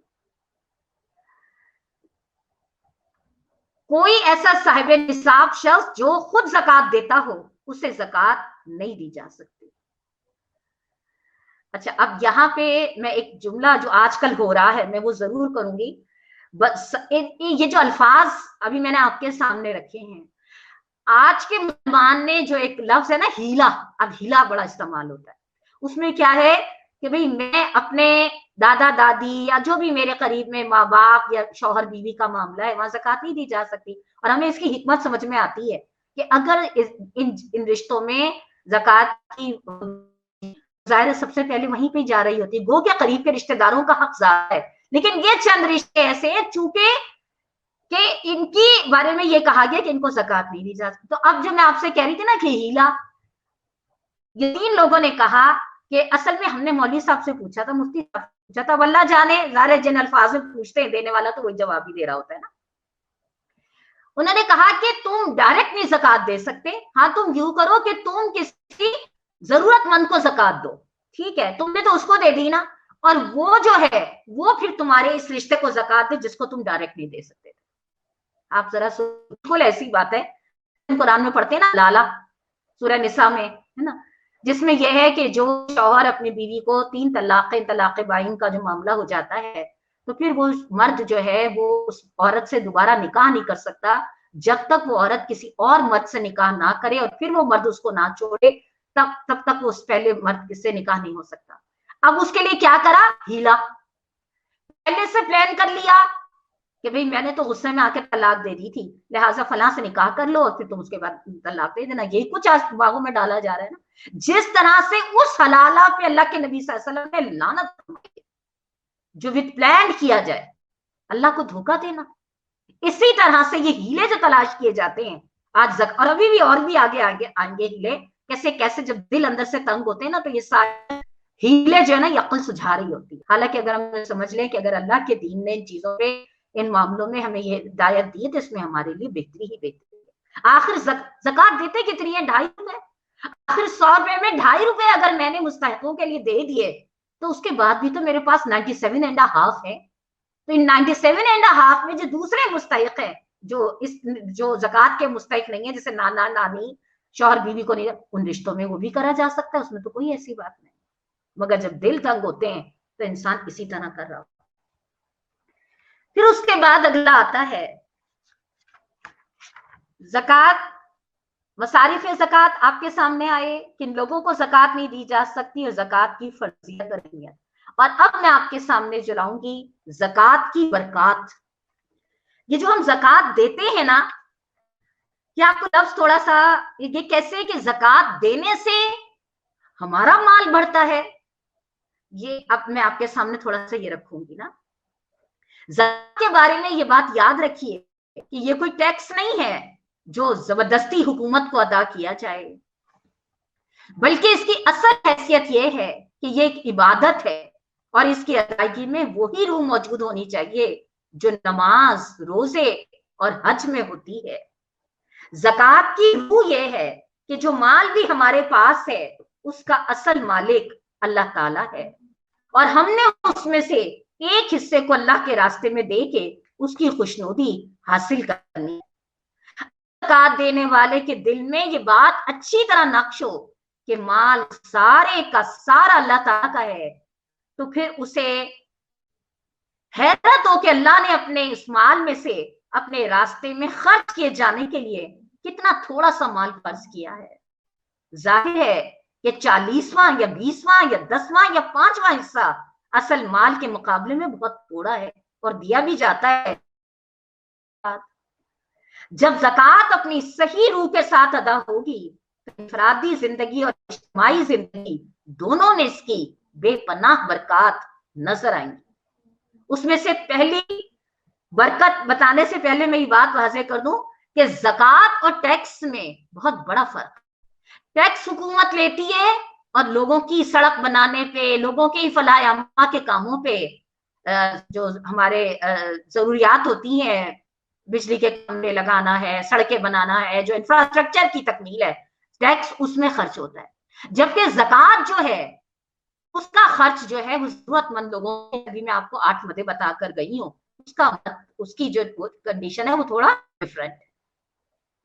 اچھا، اب جو میں آپ کے سامنے رکھ رہی تھی، جب یہ چیزیں اندر بیٹھی ہوئی ہوں گی نا، تو پھر ہم وہ ہیلے اختیار نہیں کریں گے جو زکوٰۃ ادا کرتے ہوئے دل اندر سے گھٹ رہے ہوتے ہیں نا، تنگ ہو رہے ہوتے ہیں. زکوٰۃ کی برکات کیا ہے؟ اس میں پہلی برکت یہ ہے مال پاک ہوتا ہے. یہ جملے تو بہت دفعہ کہے اور سنے ہیں کہ مال پاک ہوتا ہے. کیسے ہوتا ہے؟ اس سلسلے میں پہلی بات یہ ہے کہ زکوٰۃ ادا کرنے کے بعد بقیہ مال پاک ہوتا ہے، تعالیٰ اس میں برکت ڈالتے ہیں. کیسے؟ اسلام سود کو حرام قرار دیتا ہے اور زکوٰۃ کی ادائیگی کو فرض قرار دیتا ہے. ظاہری طور پہ انسان کو یہ نظر آتا ہے کہ سود لینے سے مال بڑھتا ہے اور زکوٰۃ ادا کرنے سے کم ہوتا ہے، لیکن حقیقت اس کے بالکل برعکس ہے. سورہ روم کی آیت نمبر 39 میں اللہ رب العزت فرماتے ہیں، جو سود تاکہ لوگوں کے اموال میں شامل ہو کر وہ بڑھ جائے، اللہ تعالیٰ کے نزدیک وہ نہیں بڑھتا. اور جو زکوٰۃ تم اللہ تعالیٰ کی خوشنودی حاصل کرنے کے ارادے سے دیتے ہو، اس کے دینے والے در حقیقت نہ مال بڑھاتے. یہ آیت واضح الفاظ میں بتا رہی ہے کہ زکوٰۃ ادا کرنے سے مال بڑھتا ہے. اس بات کو اچھی طرح سمجھ لیجئے کہ اصل جو بڑھنے والی چیز ہے وہ مال کی مقدار نہیں ہے، بلکہ یہ ہے کہ مال میں برکت کتنی ہو رہی ہے. ہو سکتا ہے کہ ایک شخص کے پاس مال دیکھنے میں بہت ہو مگر اس کی برکت صفر ہو، اور بالکل ممکن ہے کہ کسی دوسرے کے پاس مال بظاہر تھوڑا ہو، تھوڑے مال میں برکت بہت زیادہ ہو. یعنی اس تھوڑے مال نے اچھے نتائج بہت پیدا کیے ہوں. مثال آپ کے سامنے رکھتی ہوں کہ ایک گھرانے میں حلال کمائی آتی ہے جو دیکھنے میں تھوڑی سی ہے. اس گھرانے کا بچہ جھوٹا موٹا کھا کر، یعنی وہی دال روٹی کھا کر اور معمولی فیسوں والے اسکول میں پڑھ کر بہت اچھے نمبر لے کے ایک اچھا انسان بنتا ہے. اور ایک دوسرے گھرانے میں حرام کمائی آتی ہے اور بہت زیادہ آتی ہے. اس گھرانے کا بچہ بڑے مہنگے اسکول میں تعلیم حاصل کرتا ہے، اس کی غذا، لباس، سواری، پڑھائی کے سامان پہ بہت زیادہ روپیہ خرچ ہوتا ہے، اور وہ سال کے آخر میں وہ نتائج بھی نہیں دیتا اور اس کی وہ کردار بھی نہیں بنتا. اب یہ کہا جائے گا کہ جو پہلا بچہ جس پہ تھوڑے پیسے خرچ ہوئے تھے اس میں بہت برکت ہوئی، اور وہ دوسرا جس پہ بہت خرچ ہوئے وہ برکت سے خالی رہا. اللہ تعالیٰ نے جو فرمایا کہ جو لوگ زکوٰۃ دیتے ہیں وہ اپنے مال بڑھاتے ہیں، تو ان کے مال ایک تو اس طرح بڑھتے ہیں کہ وہ آخرت کا ثواب کماتے ہیں، اور دوسرے بعض اوقات زکوٰۃ ادا کرنے والوں کا حال مال دیکھنے میں بھی بڑھ جاتا ہے، اور اگر بظاہر دیکھنے میں وہ نہ بھی بڑھے تو اس کی خیر و برکت تو لازماً بہت زیادہ بڑھتی ہے. اور اصل شے مال کی مقدار نہیں ہے بلکہ مال کی برکت ہے. مولانا امین حسن اصلاحی صاحب اس لفظ برکت کی تشریح کرتے ہوئے فرماتے ہیں، بڑی اہم تشریح ہے، برکت کے معنی یہ نہیں ہے کہ اللہ کے راستے میں خرچ کرنے والے کی تجوریاں بھر جاتی ہیں، یا اس کے بینک بیلنس میں اضافہ ہوتا رہتا ہے، یا اس کی جائیداد کی مقدار اور تعداد کہیں سے کہیں جا پہنچتی ہے. بلکہ برکت کا مفہوم یہ ہے کہ مال کا جو حقیقی فائدہ اور نفع ہے، جس مقدار میں وہ حاصل کرتا ہے اس کے مقابلے میں دوسرے حاصل نہیں کرتے. اللہ کی مخلوق کی جو خدمت اس کے مال سے انجام پاتی ہے دوسروں کے مال سے انجام نہیں پاتی. جو حصہ اس کے مال کا ہوتا ہے وہ دوسروں کے مال کا نہیں ہوتا. اللہ کی خوشنودی کا جو لازوال خزانہ وہ اپنے مال کے بدلے میں حاصل کرتا ہے، दूसरे इससे महरूम रहते हैं। अल्लाह ताला के बंदों के दिलों में इज्जत और मोहब्बत का जो मकाम उसे मिलता है, रुपए को गिन गिन के रखने वाले और कोठियों और कारों के मालिक इसका तस्वुर भी कर सकते हैं। सबसे बड़ी बात यह है कि जो इत्मीनान, अल्लाह ताला पर एतमाद, दिल की खुशी और रूह की जो बादशाही उसको हासिल होती है, दुनिया के बड़े बड़े बादशाहों को भी कभी ख्वाब में भी वो चीज नजर नहीं आती। इस बरकत की एक वजह यह भी है कि इन्फाक करने वाले का माल चूंकि दूसरों के दबाए हुए हकूक की खराब मिलावट से पाक होता है, इसलिए स्वाले बीज की तरह इसकी ताकत और निशोनमा में इजाफा होता रहता है। अल्लाह ताला उसके कदर कीमत बढ़ाते हैं, उसको उन आफतों से महफूज रखते हैं, वो आफतें जो अंदर ही अंदर इन मालों को चेक करती रहती हैं। हमारे साथ यही मामला होता है जब हम ज़कात देते हैं, दिल अंदर से खुश और इत्मीनान कि मेरा माल कम नहीं हुआ बल्कि बढ़ा है, और इस बात पर इत्मीनान कि अल्हम्दुलिल्लाह अल्लाह ने मेरे जरिए अपने बंदों की मुझे मदद का जरिया बना दिया। सच्ची खुशी जो मिलती है ना, वो लेके नहीं मिलती, दे के मिला करती है। हमें अपना जायजा लेना होगा कि अगर वाकई हमारी ज़कातें अल्लाह ताला क्या कबूल हो रही हैं, तो फिर हमें अपने दिलों की इस कैफियत का जायजा लेना होगा कि क्या वाकई हमारा मखलूक खुदा के साथ मोहब्बत का वो ताल्लुक भी बढ़ रहा है। और हमारे अगली जो इन्होंने बताया कि ज़कात की बरकत यानी क्या होती है, अल्लाह ताला बहुत सारे नुकसान से बचाता है। दूसरी जो ज़कात की बरकत बताई वो क्या है, दिल की पाकी। ये दिल की पाकी क्या होती है, बड़े अहम ये भी रहनुमाई है। ज़कात की दूसरी बरकत ये है कि ये दिल को पाक करती है। इंसानी जिस्म की तरह इंसानी दिल भी बहुत सारी गिलाजतों और बीमारियों का शिकार होता है, जिनमें से माल और दौलत की हिर्स, बुखल, कंजूसी वगैरह बहुत बड़ी बड़ी गिलाजतें हैं, जिनके नताइज इंसानियत के लिए हमेशा होलनाक साबित होते रहे हैं। अल्लाह के नबी सल्लल्लाहु अलैहि वसल्लम का फरमान है, खुदा की कसम, मैं तुम्हारे बारे में फुकर और फाके से नहीं डरता, बल्कि मुझे इस बात का खौफ है कि दुनिया तुम पर कुशादा हो जाए जैसे वो तुमसे पहले लोगों पर कुशादा होती थी। फिर तुम उससे ऐसी रगबत करने लगो, यानी उसकी तरफ ऐसे लपकने लगो जैसे उसमें तुमसे पहले लोगों ने किया था। फिर वो तुम्हें हलाक कर दे जैसे उसने इन पहलों को हलाक किया था। मुस्लिम की रिवायत। अल्लाह नबी सल्लल्लाहु अलैहि वसल्लम के अल्फाज मिलते हैं ना कि अनकरीब एक वक्त उसका मफहूम एक वक्त ऐसा होगा कि तुम्हारी तादाद जो है वो समुंदर के झाग के बराबर हो। तो फरमाया फिर तुम तादाद में बहुत होंगे? फरमाया नहीं, असल तो तुम तादाद में ज्यादा होगे, लेकिन तुम्हारा रोब जो है दिलों से हट जाएगा। तो पूछा गया वजह, तो कहा वहन, तो माल की मोहब्बत में मुब्तला हो जाओगे। अब ये बात सोचिएगा, अगर ज़कात सही तरीके से अदा हो रही है, सही मकाम पे जा रही है और अल्लाह ताला क्या कबूल हो रही है, तो इसका लाजमी एक नफ्सियाती असर इंसानी मिजाज पे क्या पड़ेगा, उसके अंदर माल से मोहब्बत कम होगी, लालच कम होगी। अब ज़कातें भी जा रही हैं और लालच भी कम नहीं हो रही, हक भी मारे जा रहे हैं, तो इसका मतलब है ज़कातें सही जा रही है।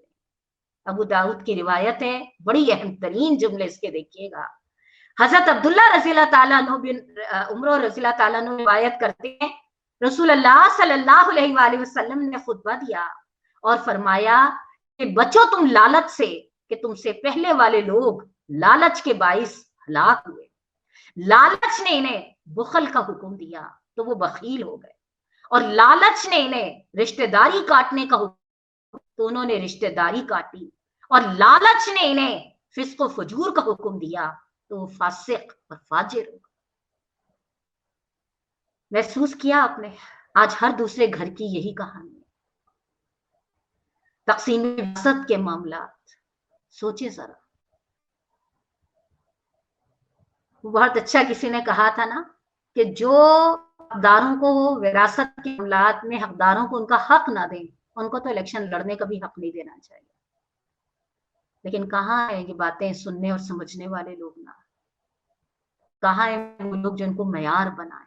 आज आप देख लीजिए हर दूसरे घर में यही वाकया है, यही किस्सा है। लालच ने इन्हें बुखल का हुक्म दिया, तो इन्होंने लालच ने रिश्तेदारी काटने का हुक्म दिया, उन्होंने रिश्तेदारी काट। रिश्तों का क्या है, कौन सा हर रिश्ता मफाद के रिश्ते पे मबनी है।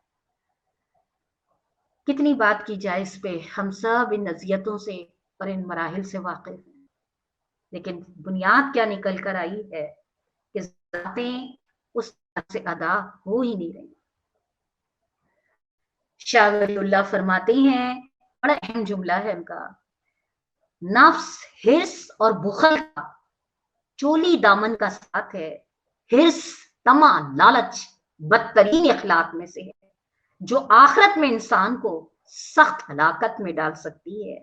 जो लालची होगा मरते दम भी उसका दिल माल में ही अटका रहेगा और उसी की वजह से अजाब मुता किया जाएगा।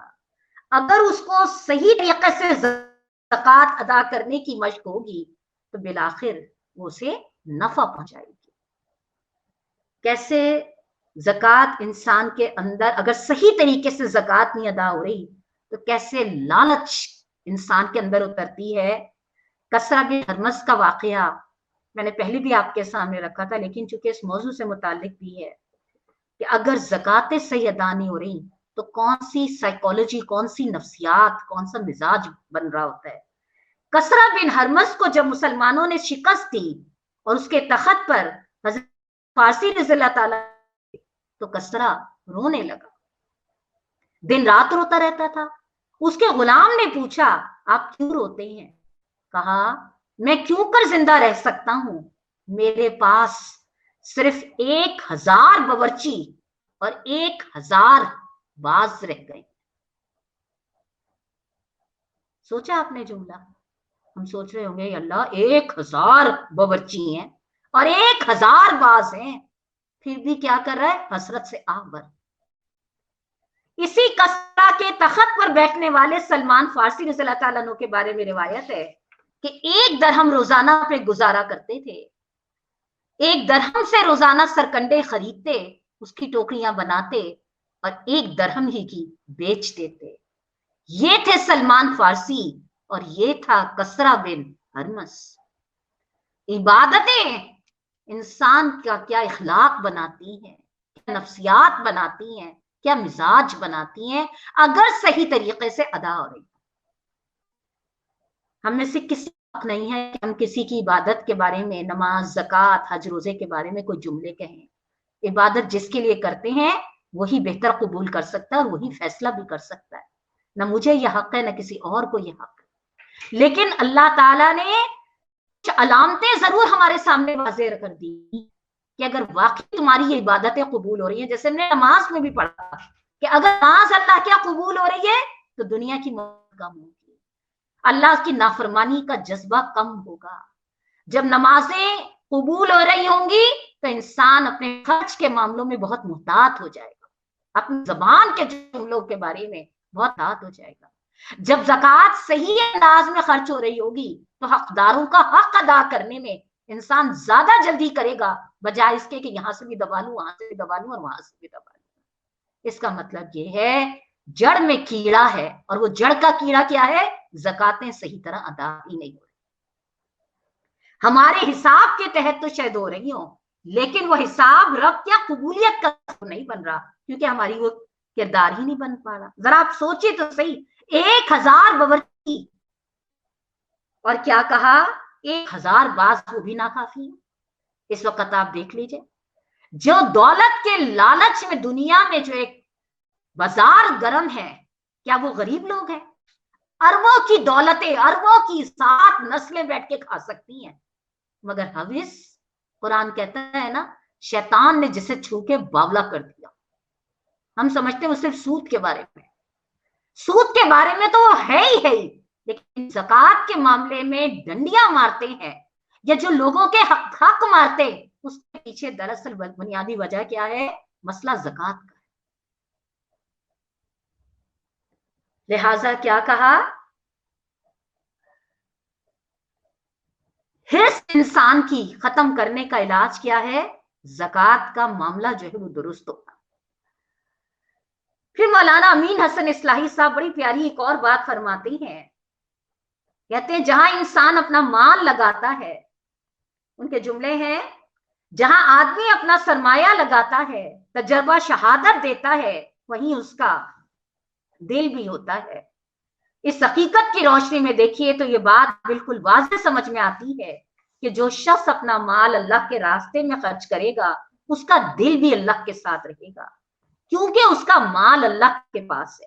چنانچہ حضرت عیسیٰ علیہ السلام کا ارشاد ہے، تو اپنا مال اپنے خداوند کے پاس رکھ، کیونکہ جہاں تیرا مال رہے گا وہیں تیرا دل بھی رہے گا۔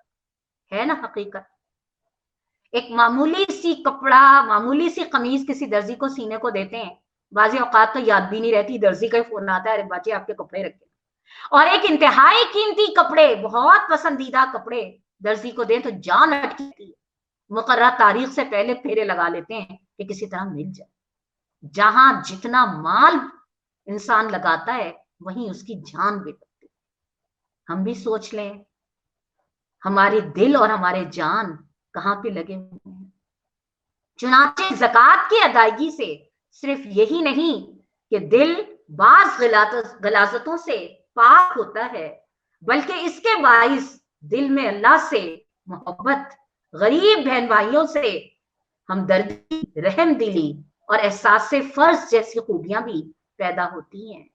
اپنی زکوٰۃ کو ٹھیک جگہ خرچ کرنے کی خاطر انسان خود ایسے لوگوں کی تلاش میں رہتا ہے جو مدد کے مستحق ہوتے ہیں، اور پھر ان ضرورت مندوں کی مدد کر کے اس کے دل میں شیخی نہیں آتی، بلکہ شکر گزاری پیدا ہوتی ہے کہ فرض سے سبکدوش ہو گئے۔ اور پھر زکوٰۃ کی ادائیگی کوئی ایسا کام تو ہے نہیں کہ زندگی میں ایک ہی دفعہ انجام دینا ہو، بلکہ صاحب نصاب کو تو ہر سال زکوٰۃ نکالنی ہوتی ہے۔ اس لیے بار بار کی یہ مشق ان کے اخلاق کو بہتر کرتی ہے۔ کیا بات واضح ہوئی؟ یہ جو ہم کہتے ہیں نا، زکوٰۃ جو ہے سوشل انسٹیٹیوٹس یا سوشل ریفارمرز کے ایک بنیادی حیثیت، باہمی رویے، جن کہتے ہیں نا آج کل لوگوں کے رویے بڑی خود غرضی پہ مبنی، یہ زکوٰۃ جو ہے یہ باہمی رویوں کی بہتری کے لیے بڑی بہترین بنیاد ہے، چاہے وہ امیر اور امیر کے درمیان ہو یا امیر اور غریب کے درمیان، اس لیے کہ امیر کے ساتھ تو معاملہ اچھا ہی رکھتا ہے اپنے اسٹیٹس کے لیے، لیکن ہاں معاملہ جو گڑبڑ ہوتا ہے وہ غریب کے ساتھ ہوتا ہے۔ رویوں درستگی کے لیے زکوٰۃ کی کتنی اہمیت ہے، اب آپ اس سے اندازہ کر لیجیے۔ لالچ اور حرص سے دوسروں کے حق مارنے سے بچنے کے لیے زکوٰۃ کی درستگی کی کتنی اہمیت ہے بھی میں نے آپ کے سامنے رکھا۔ کتنے بڑے بڑے وعظ سنا دیے جائیں، اللہ کے گھر کے چکر کاٹ کر آ جائیں، لیکن جب تک اللہ کی عنایات کے ذریعے اپنی شخصیت کی، اپنے مال کی پاکی کی اصلاح نہیں کریں گے، کچھ بھی بہتر نہیں ہونے کا۔ اللہ نہ کرے کہ میں اور آپ ان محروموں میں سے۔ زکوٰۃ کا تیسرا فائدہ یہ ہے کمزوروں کی اعانت۔ زکوٰۃ کا تیسرا فائدہ یہ ہے کہ اس سے مسلم معاشرے کے کمزور لوگوں کی مدد کا نہایت انتظام ہوتا ہے، اور قوم کی دولت صرف خوشحال طبقے تک محدود نہیں رہتی، بلکہ مالی لحاظ سے کمزور لوگ بھی اس سے فائدہ اٹھاتے ہیں۔ اسلامی شریعت نے مالی لحاظ سے مسلم معاشرے کو دو حصوں میں تقسیم کرا اور ان کے درمیان نصاب کی حد مقرر کر دی۔ جو لوگ اس حد سے اوپر ہیں وہ دینے والے ہیں، اور جو اس حد سے نیچے ہیں وہ لینے والے ہیں۔ حضرت ابن عباس رضی اللہ تعالیٰ عنہ بیان کرتے ہیں، جب پیارے نبی نے حضرت معاذ بن جبل کو والی بنا کر یمن کی طرف بھیجا تو ان سے فرمایا، تم ایسے لوگوں کے پاس جاؤ گے جو اہل کتاب ہیں، بس جب تم ان کے پاس پہنچو تو انہیں اس بات کی دعوت دینا کہ وہ گواہی دیں کہ اللہ کے سوا کوئی عبادت کے لائق نہیں، اور پیارے نبی اللہ تعالیٰ کے رسول ہیں۔ پھر اگر وہ اس معاملے میں تمہاری اطاعت کر لیں تو انہیں بتانا کہ اللہ نے ان پر رات دن میں 5 نمازیں فرض کی ہیں۔ پھر اگر وہ اس معاملے میں تمہاری اطاعت کریں تو انہیں بتانا کہ اللہ نے ان پر زکوٰۃ فرض کی ہے، جو ان کے امیروں سے لی جائے گی اور ان کے فقراء کو دی جائے گی۔ بخاری کی روایت، آگے مزید تفصیل موجود ہے۔ کیا بات نکل کر آ رہی ہے؟ بتدریج دین کے تقاضے حکمت کے ساتھ نا، ایک دم سے پورا دین انڈیل دینا، آہستہ آہستہ جو ہم اپنے لیے چاہتے ہیں نا، آہستہ آہستہ کر تو رہے ہیں، یہی آہستہ آہستہ بتدریج دین کے تقاضے مخلوق خدا کے آگے. غریب اور محتاج کی مدد کا یہ طریقہ اتنا عمدہ ہے کہ کوئی اور نظام حیات اس کی مثال پیش کرنے سے عاجز ہے. میں اس کے بارے میں ایک رپورٹ پڑھ رہی تھی، مجھے بڑی زبردست لگی. یہ جو ہے نا ہمارے دنیا کے بڑے بڑے ٹھیکیدار IMF جنہوں نے دنیا کو بھکاری بنا رکھا ہے، ان کے بارے میں پڑھ رہی تھی کہ انہوں نے کہا کہ ہم جس طرح قرضے دیتے ہیں اور جس طرح بھیک کا دانہ ڈالتے ہیں اور ہم بڑے خوش ہوتے ہیں بھیک کی قسط مل رہی ہے نا، انہوں نے کہا یہی جو بھیک کی پالیسی ہے یہ ہم نے جنوبی افریقہ اور وہاں کے ممالک میں اختیار کری تو ان کا دیوالیہ ہم نے نکل دیا. لیکن ہمیں یہ سمجھ میں نہیں آتی کہ پاکستان اور دیگر ایک دو اسلامی ملک کا انہوں نے نام لیا، یہاں پہ بھی ہم لوگوں نے اپنی مالیاتی وہی پالیسی اختیار کری ہے، لیکن اس کے باوجود اس قوم کا دیوالیہ نہیں نکلتا. اس کی وجہ کیا ہے؟ تو انہوں نے اپنے ریسرچرز کو اس کام پہ لگایا تو انہوں نے کہا کہ ان میں مسلمانوں میں 2 احکام ایسے ہیں جس کی وجہ سے ہم مطلوب نتائج حاصل نہیں کر پا رہے. ایک تو انہوں نے زکوٰۃ کے بارے میں کہا. دیکھیے جو لوگ MBBA اور اس طرح کی جو تجارت اور اس کے بزنس کے اس میں جاتے ہیں وہ اچھی طرح یہ بات جانتے ہیں کہ جب تک سرمایہ مارکیٹ میں گردش کرتا رہتا ہے لوگوں کی بہتری جو ہوتی ہے اس سے وابستہ ہوتی ہے. جب سرمایہ جو ہے وہ منجمد ہو جائے کسی صورت میں تو پھر وہاں پہ بدحالی اور تباہی آنی شروع ہو جاتی ہے. تو ان کے ریسرچرز نے ان کو یہ بتایا کہ مسلمانوں میں جو زکوٰۃ کا نظام ہے اس کی وجہ سے دولت امیر معاشرے سے گردش ہوتی ہوئی غریب طبقے تک پہنچتی ہے، اور چونکہ بڑی تعداد غریب طبقے کی ہوتی ہے.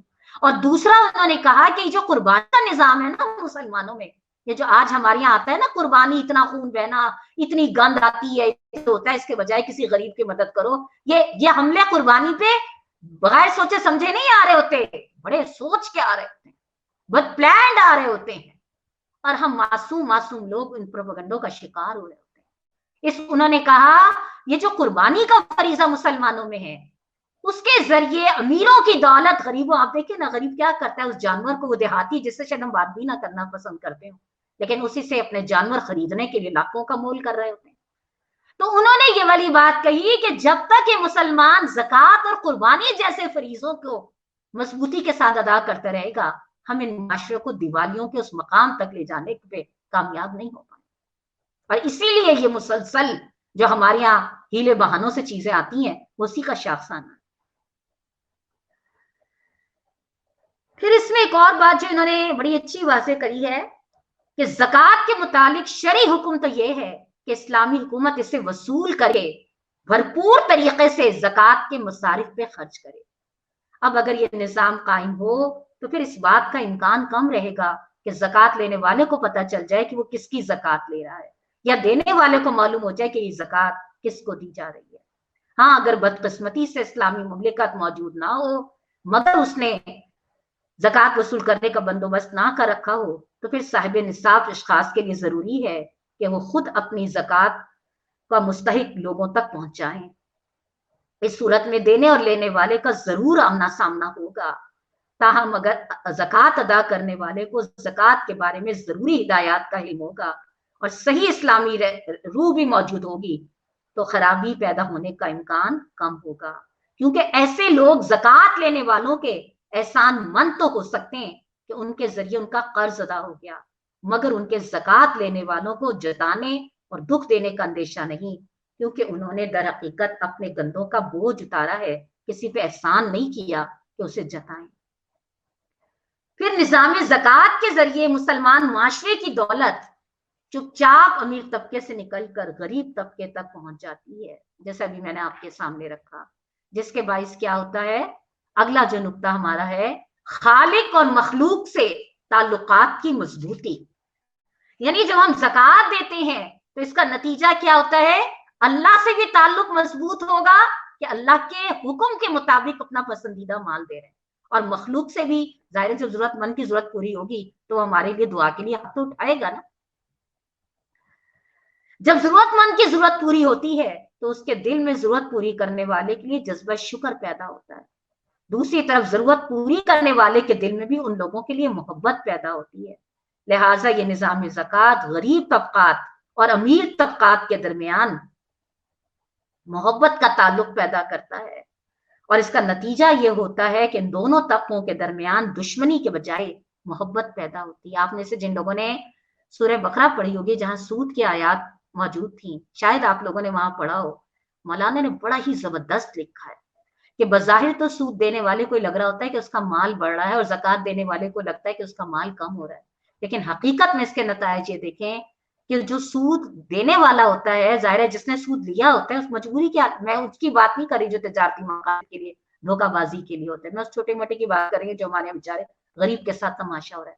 اس کے دل میں نفرت بڑھتی ہے، اور یہ نفرت پھر آگے بڑھ کر دیکھیے جب غریب غریب ہوگا اور امیر امیر ہوگا تو آخر غریب کہیں نہ کہیں تو اپنی وہ نفرت نکالے گا نا. میں کبھی کبھی سوچتی تو آج اللہ کا غضب آیا ہوا ہے، جو بڑے بڑے سٹور ہم دیکھتے ہیں کہ ویران پڑے ہوئے نا، اور ہم حسرت سے دیکھتے ہیں، لیکن میں کبھی کبھی شہید ملت روڈ پہ گزرتے ہوئے سوچتی تھی ٹرالیاں بھر بھر کے جس طرح لوگ اتر رہے ہوتے تھے اور اس میں کتے بلیوں کی غذاؤں کے اتنے بڑے بڑے ڈبے رکھے ہوئے ہوتے تھے، تو بتائیے وہ باہر ڈرائیور اور باہر سے گزرنے والا ہر طرح کا فرد جب وہ یہ دیکھے گا کہ میرے بچوں کو تو ہفتے بھر بھی شاید تازہ کھانا نصیب نہ ہو، اور یہاں پہ ان لوگوں کے پاس اتنا ہے کہ یہ اپنے جانوروں کے لیے اتنے بڑے بڑے سٹوروں سے ڈبے کے ڈبے خرید کے لے کے جا رہے ہیں، تو اس کے دل میں نفرت نہیں بڑھے گی؟ پھر وہ کیا کرے گا؟ پھر کڈنیپ کرے گا، پھر وہ بچے اغوا کرے گا، پھر وہ موبائل سنیچنگ کرے گا، پھر وہ اسٹریٹ سنیچنگ کی طرف جائے گا. پھر ہم کہتے ہیں معاشرے میں چوری بہت بڑھ رہی ہے. عوامل تو دیکھے چور چوری پہ کیوں مجبور ہوا ہے یہ بھی تو سوچیں، مگر ادھر تو سوچنے کی مہلت ہی نہیں جاتی نا. یہ جو زکوٰۃ کا نظام صحیح طریقے سے رائج ہو جائے تو اس کا فائدہ کیا ہوگا کہ جو آپس کی نفرتیں ہیں، جو ایک دوسرے کو دیکھ کر جو ایک حسد کا جذبہ ہے، جب غریب یہ دیکھے گا کہ میری خیر خواہی ہو رہی ہے تو نفرتیں نہیں بڑھیں گی بلکہ محبتیں اور رواداری کا ماحول بڑھے گا. یہ تو چند فوائد تھے جو ہمیں زکوٰۃ کی برکات تھی. اب آخر میں کچھ چیزیں بس رکھتے ہوئے میں اپنی بات سمیٹوں گی کہ جو اللہ کے راستے میں چاہے زکوٰۃ ہو چاہے خیرات ہو، اس کو خرچ کرنے کے لیے نا کچھ تھوڑی سی کنڈیشنز بھی ہیں. وہ کنڈیشن کیا ہے؟ پہلا تو یہ ہے کہ دل کی خوشی سے خرچ کریں. یہ جو زبردستی والا معاملہ ہوتا ہے نا، اور یہ زبردستی کیسا ہوتا ہے میں اس پہ تھوڑی سی بات بھی وضاحت کر دوں کہ کیا ہوتا ہے، ارے بہن سارا سال بینکوں میں رکھا رہتا ہے، پہننا بھی نصیب نہیں ہوتا، آپ کو پتہ ہی ہے ظاہر کیا حالات جا رہے ہیں، بس اللہ قبول کرے، بس دے دی زکوٰۃ. اچھا زکوٰۃ کیا ہے؟ بعض وقت اتنی حیرت ہوتی ہے کہ زکوٰۃ میں شادی کا جوڑا آ رہا ہوتا ہے، 30,000 کا جوڑا ہے زکوٰۃ میں آ رہا ہے، 30,000 کی ہماری زکوٰۃ ادا ہوگی. سوچنے والی بات ہے، دل تنگ اندر سے ہو رہا ہے. آپ بھی بتائیے، آپ نے 30 اور 50,000 کا شادی کا جوڑا جو بنایا ہے، آپ نے اسے 50,000 زکوٰۃ کے طور پہ دے دیا، کیا یہ ضرورت مندوں کی ضرورت پوری کرے گا؟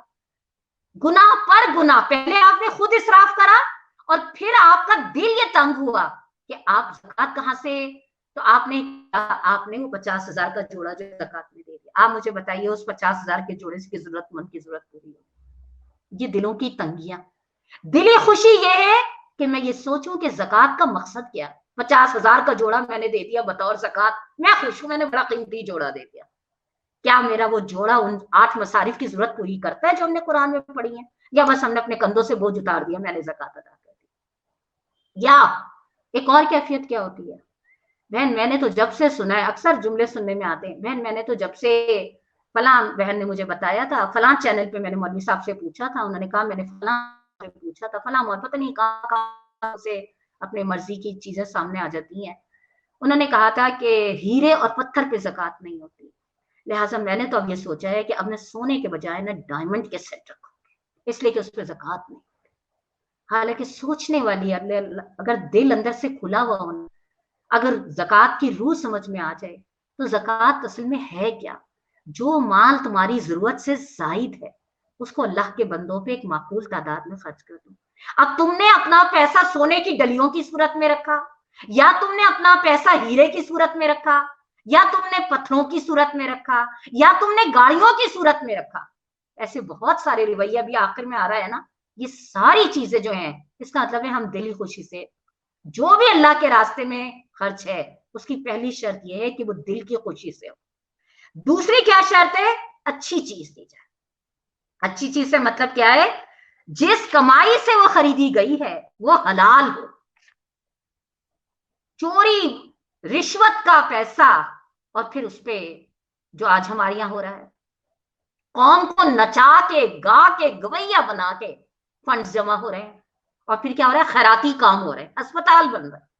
ہر دوسرے گویا جو ہے وہ اسپتالوں کی خدمت خلق کے کام میں کھڑا ہے. اللہ کے بندوں, جو کمائی تم کما رہے ہو کیا یہ حلال کی کمائی ہے؟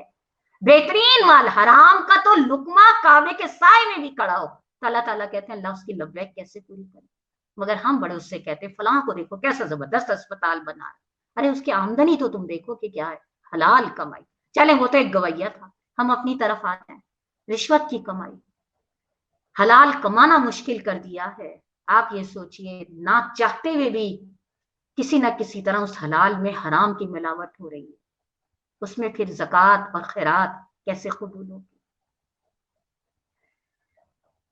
تیسری اس کے بارے میں جو اللہ تعالیٰ نے کہا نا, لن تنالوا البر حتی تنفقوا مما تحبون, تم نیکی کو پہنچ نہیں سکتے جب تک اپنی پسندیدہ چیز اللہ کے راستے میں خرچ نہ کرو. اب اس کے بعد ہونے یہ لگا ہے کہ جوڑا تو ہم بے شک بہت اچھا اللہ کے راستے میں دیتے ہیں, لیکن مجھے اپنی ایک بزرگ کی بات بڑی اچھی یاد آتی ہے, مجھے بہت اچھا سمجھاتی تھی. وہ کہتی تھی بیٹا زکوٰۃ جو ہوتی ہے نا وہ صرف پیسے کی نہیں ہوتی, جان کی بھی ہوتی ہے, مال کی بھی ہوتی ہے, وقت کی بھی ہوتی ہے, صلاحیتوں کی بھی ہوتی ہے, قابلیتوں کی بھی ہوتی ہے. جس طرح مال اللہ کے راستے میں نکالتی ہو اور اللہ برکت دیتا ہے, اس طرح اپنی صحت, اپنی قابلیتیں جو اللہ نے تمہیں دی ہیں, جو علم اللہ نے تمہیں دیا ہے, جو وقت اللہ نے تمہیں دیا ہے, اس کا معقول حصہ اللہ کے دین کے لیے, اللہ کے بندوں کے لیے لگاؤ. اللہ تمہیں برکت ہی برکت دے گا, اور واقعی اللہ برکت دیتا ہے. ہم حیران ہو کے پوچھتے ہیں نا اتنا ٹائم کیسے نکل آتا ہے, کیسے کام مینیج ہو جاتے ہیں, کیسے چیزیں سب سیٹ ہو جاتی ہیں. دعوت تو کوئی بھی نہیں کرتا سیٹ ہو جاتی ہیں, اونچ نیچ ہوتی ہوگی, اللہ تعالیٰ ہماری خطاؤں سے جان بوجھ کے تو نہیں ہوتی, لیکن انجانے میں جو ہو جاتی ہے. اللہ رب العزت نے کہا جو اللہ سے ہوئے کام کرتے ہیں اللہ کے لیے درگزر کا راستہ کھلا. تیسری کیا ہے؟ فخر و ریاض سے پرہیز ہو رہا. اس کے قرآن میں بڑی مثالیں دی گئی ہیں. میں وقت کی قلت کی بنا پہ, آپ لوگ ماشاءاللہ تعالیٰ قرآن کر رہی ہیں, جگہ جگہ قرآن کہتا ہے کہ وہ خرچ جس میں لوگوں سے کچھ لینے کی توقع پیدا ہو جائے, یا لوگوں کی واہ واہ کی کوئی تمنا پیدا ہو جائے. شیطان کے حملے ہیں, چھوڑتا تھوڑا ہے پیچھا نا, لیکن بہرحال اس کے لیے ضرورت کیا ہے کہ جہاں پہ بھی یہ محسوس ہو, اس لیے کہا گیا. اچھا یہاں ایک بات وضاحت کر دی جاؤں, جو نیکی کے کام فرض ہیں ان کو اعلانیہ کرنا مقدم ہے. زکوٰۃ فرض ہے اس لیے تاکہ معاشرے میں بھی اس کا رجحان بڑھے, اور اس کے علاوہ پھر نوافل کرنا جو ہے نا وہ پھر خفیہ خاموشی سے کرے نا. اسی لیے 2.5 روپے نکال کر ہم یہ سمجھیں کہ ہم نے بڑا فرض ادا کر دیا. زکوٰۃ اعلانیہ دے تاکہ دوسرے لوگوں کو بھی رغبت ہو. اسی طرح نماز باجماعت اعلانیہ پڑھے تاکہ لوگوں کو رغبت ہو, لیکن اس کے علاوہ نوافل کی مقدار بھی بڑھائے تاکہ چھپا کے کرنے کا اور وہ دکھانے کا جو عنصر ہے اس کی وہ کم سے کم ہوتی جائے. پھر چوتھا کیا ہے اہم ترین چیز کہ صحیح بخاری میں حضرت عمر کی روایت ہے کہ اللہ کے نبی صلی اللہ علیہ وسلم نے فرمایا کہ تو خیرات کرنے میں اتنا توقف نہ کر کہ جان حلق تک پہنچے, اور پھر تو کہے کہ اتنا مال فلاں کے لیے اور اتنا فلاں کے لیے, حالانکہ اب تو وہ فلاں کا ہو چکا. انکار نہیں تھا, بس کیا تھا, کر لیں گے کر لیں گے. قرآن کہتا ہے نا جہنم قیامت والے روز جہنم کی صدا ہوگی, حل من مزید, کچھ اور ہے تو وہ بھی لے آؤ. دنیا میں لالچ اور طمع دنیا کے مال کے رکھنے والوں کی, جو اپنی زکوٰۃ اور انفاق میں یہ شرائط نہیں رکھتے, اپنی شخصیت میں وہ اثرات نہیں پیدا ہوتے, ان کی دنیا میں حالت حل من مزید جیسی ہے, اور چاہیے اور چاہیے. پھر پانچواں ایک اور انہوں نے آخری کیا کہا, انفاق میں اعتدال, یعنی ایسا نہ ہو کہ دینے والا خود فقیر ہو جائے, ایسا نہیں ہونا چاہیے نا. اچھا آخر میں تھوڑا سا ایک بہت اہم ترین جو چیز ہے اس کو تھوڑا سا تیز لوں گی کہ یہ بات بھی ذہن میں رکھیے گا کہ جن لوگوں کو زکوٰۃ دی جاتی ہے ان کے بارے میں بھی اللہ کے نبی صلی اللہ علیہ وسلم نے بڑی اہم بات کہی ہے کہ جس شخص نے بھی مانگنے کا دروازہ کھولا اللہ نے اس پر محتاجی کا دروازہ کھول دیا. یعنی کہنے کا مقصد کیا ہے کہ بے شک زکوٰۃ کے دینے کا لیکن لینے والوں کے لیے بھی تربیت کا بتیرا سامان ہے نا. کیا فرمایا؟ حضرت بخاری کی روایتیں ہیں، عبداللہ بن عمر رضی اللہ تعالیٰ عنہ بیان کرتے ہیں پیارے نبی نے فرمایا ایک آدمی لوگوں سے مانگتا رہتا ہے یہاں تک کہ قیامت کے دن وہ اس حال میں آئے گا کہ سوال کرتے رہنے کے باعث اس کے چہرے پہ گوشت کا ایک ٹکڑا نہ ہوگا. اسی طرح مغیرہ بن شعبہ نے امیر معاویہ کو خط لکھ کے بھیجا، پیارے نبی کو فرماتے سنا اللہ نے تمہارے لیے 3 چیزیں ناپسند فرمائی ہیں، ایک بے فائدہ گفتگو، دوسرا مال کا ضائع کرنا، اور تیسرا بہت مانگنا. اب آپ اس سے سوچ لیجیے، مال کا ضائع کرنا، برانڈز پاگل ہوئے ہیں اس کے پیچھے نا. یہ کیا ہے؟ مال کا ضیاع. جو ضرورت میری کم میں بھی پوری ہو سکتی ہے میں دکھاوے کے خاطر اس کو اس معیار پہ لے جاؤں. اور تعویل کیا دوں؟ اللہ کے نبی نے فرمایا اپنی حیثیت کے مطابق پہنو اور کھاؤ. تو اللہ کے نبی نے یہ بھی تو فرمایا کہ اپنی حیثیت کے مطابق اللہ کے دین اور اس کے بندوں کے لیے خرچ بھی کرو. پھر اس کے بعد کافی سارے اس لحاظ سے واقعات آپ احادیث کی کتابوں میں پڑھیے گا جس میں یہ چیز سمجھائی گئی ہے کہ کس طرح سے جو زکوٰۃ لینے والے ہیں ان کی تربیت بھی بہت ضرورت ہے. اور یہاں ہم بڑے حیران ہو کے پوچھتے ہیں، کئی لوگوں نے یہ سوال کرے کہ اچھا یہ بتائیے کیا زکوٰۃ سے ہم کسی کی تربیت کر سکتے ہیں؟ زکوٰۃ کے پیسے سے کیا زکوٰۃ کسی کی روزگار کے لیے یا کسی کی تربیت کے لیے استعمال کی جا سکتی ہے؟ یا کیا زکوٰۃ جو دے رہا ہے اس کی یہ بھی ذمہ داری ہے کہ وہ زکوٰۃ لینے والے کی تربیت کرے؟ میں نے کہا مجھے خود بتائیے، کیا نہیں یہ حق بنتا کہ جس کو آپ زکوٰۃ دے رہے ہیں اس کو اس چیز کی سمجھ بھی آپ کی ذمہ داری ہے کہ آپ دیں؟ صرف پیسے دے کے ہم سمجھیں ہماری ذمہ داری ادا ہوگی. جیسے آپ دیکھیں عموماً ہم کچی بستیوں میں جاتے ہیں تو وہاں کیا ہوتا ہے، لوگ اسی اس پہ آتے ہیں، باجی آتی ہیں، فلاں باجی آتی ہیں وہ بڑا سامان لے کر آتی ہیں، فلاں باجی آتی ہیں بڑا سامان لے کر آتی ہیں. اگر ہم نے ان کے اندر وہ قناعت کی اور وہ تربیت ہم نے نہ کری، یعنی اللہ کے نبی صلی اللہ علیہ وسلم کے واقعات ہم پڑھتے ہیں کہ ایک اگر گھر میں پیالہ ہے تو کہتے ہیں کہ وہ لاؤ اور پھر اس سے روزگار کمانا، یہ لوگوں کی تربیت کرنا یہ کون کرے گا؟ یہ اور آپ کی ذمہ داری ہے، زکوٰۃ دینے والوں کی ذمہ داری ہے. زکوٰۃ دینے والی پیسہ دینا نہیں ہے بلکہ لوگوں کی وہ تربیت کرنا کہ لوگوں کو یہ سمجھایا جائے دیکھو یہ مانگنا جو ہے کہ اللہ کی نگاہ میں اور اللہ کے نبی نے کیا پسند کرا ہے کہ اپنے ہاتھ سے محنت کی کمائی کا کیا معاملہ ہے. دوسری طرف ایک اور اہم چیز جو ہے، چونکہ میرا وقت ختم ہو گیا اس لیے میں یہیں پہ بات کو سمیٹوں گی، زکوٰۃ ادا کرنے میں جو ہیلے اختیار کیے جاتے ہیں نا، جو ہمارے عموماً ابھی میں نے آپ سے کہا نا کہ ہیرو کی صورت میں ایک صورت یہ ہوتی ہے جی سال میں نا 2-3 گاڑیاں لے لی. اچھا اب کیا ہوا، استعمال کی چیز پہ زکوٰۃ نہیں ہوتی نا، کبھی وہ گاڑی چلا رہے ہیں کبھی وہ گاڑی چلا رہے ہیں کبھی وہ چلا رہے ہیں، لہٰذا آپ کی اچھی خاصی رقم تو اس میں لگ گئی. پھر سال گزرنے کے بعد پھر اس کو بیچ دی، پھر وہ استعمال میں تھی وہ پیسہ بچا لیا. یا ایک اور صورت میں تو کہتی ہوں پتہ نہیں کس کس طرح سے ہماری عوام کو اہل علم اللہ بہتر جانتا ہے کہ جب نفس کمزور ہوتا ہے تو ادھر ادھر کی چیزیں بھی حاوی ہو جاتی ہیں. ایک اور جو زکوٰۃ بچانے کا ہیلا اختیار کیا جاتا ہے وہ کیا ہے کہ جی آپ اگر اپنے پیسے سے جائیدادیں خریدتے ہیں تو جائیداد پہ زکوٰۃ نہیں ہے. ہاں اگر آپ جائیداد کو سے آمدنی کرتے ہیں تو اس پہ زکوٰۃ ہے، یعنی آپ نے 2 کروڑ کی جائیداد خریدی ہے اس پہ زکوٰۃ نہیں ہے. ہاں اگر آپ نے 2 کروڑ کی جائیداد کو کرائے پہ چڑھا دیا ہے اور اس میں آپ کا مہینہ آ رہا ہے تو جو مہینہ آ رہا ہے نا کرائے کا اس پہ زکوٰۃ ہے. مہینہ آپ کا آ رہا ہے 2 کروڑ کی جائیداد ہے، مہینہ آپ کا آ رہا ہے 50,000، آپ 50,000 پہ زکوٰۃ دیں گے اور 2 کروڑ جو آپ نے وہاں انویسٹ کرے ہوئے اس پہ زکوٰۃ. بڑے آرام سے کہتے نہیں ہم نے تو مولوی صاحب سے پوچھا تھا، ہم نے تو مفتی صاحب سے فتویٰ لیا تھا، انہوں نے کہا تھا. جو چیز دل کے لگ جائے وہ تو فتویٰ بھی بڑا عزیز ہو جاتا ہے. حالانکہ اللہ کے نبی صلی اللہ علیہ وسلم سے صحابہ نے پوچھا اگر کسی بستی میں کوئی فتویٰ دینے والا نہ ہو تو کیا کرے؟ اللہ کے پیارے نبی نے فرمایا فتویٰ دینے والا بھی ہو تو اپنے اندر والے سے پوچھو، تمہارا دل اندر سے خود گواہی دے گا. وہ جو ہم پڑھ رہے تھے نا بار بار پچھلے پروگراموں میں، کامیاب ہو گیا وہ جس نے نفس کا تزکیہ کیا. وہ خود اندر سے بتا رہا ہوتا ہے کہ 2 کروڑ کی جائیداد پہ تم 50,000 پہ تم زکوٰۃ دے رہے ہو، کروڑ تم نے روپیہ وہاں پہ منجمد کر رکھا ہے. یہ غربا کا حق تھا. اس طریقے سے جب زکوٰتوں کے لیے دل تنگ ہوتے ہیں تو پھر آگے اس مال میں سوائے جھگڑوں کے، ابھی اللہ بہتر جانتا ہے کہ جن کو یہ فتوے دیے گئے ان لوگوں کو خود کتنا علم تھا، لیکن حقیقت یہ ہے کہ یہ فساد نسلوں تک آگے منتقل ہوتا ہے۔ آخری جملوں کے بعد ختم کر رہی ہوں کہ جسم اور روح کے رشتہ قائم کرنے کے لیے تو حقیقت یہ ہے انسان کو بہت کم چیزوں کی ضرورت ہوتی ہے۔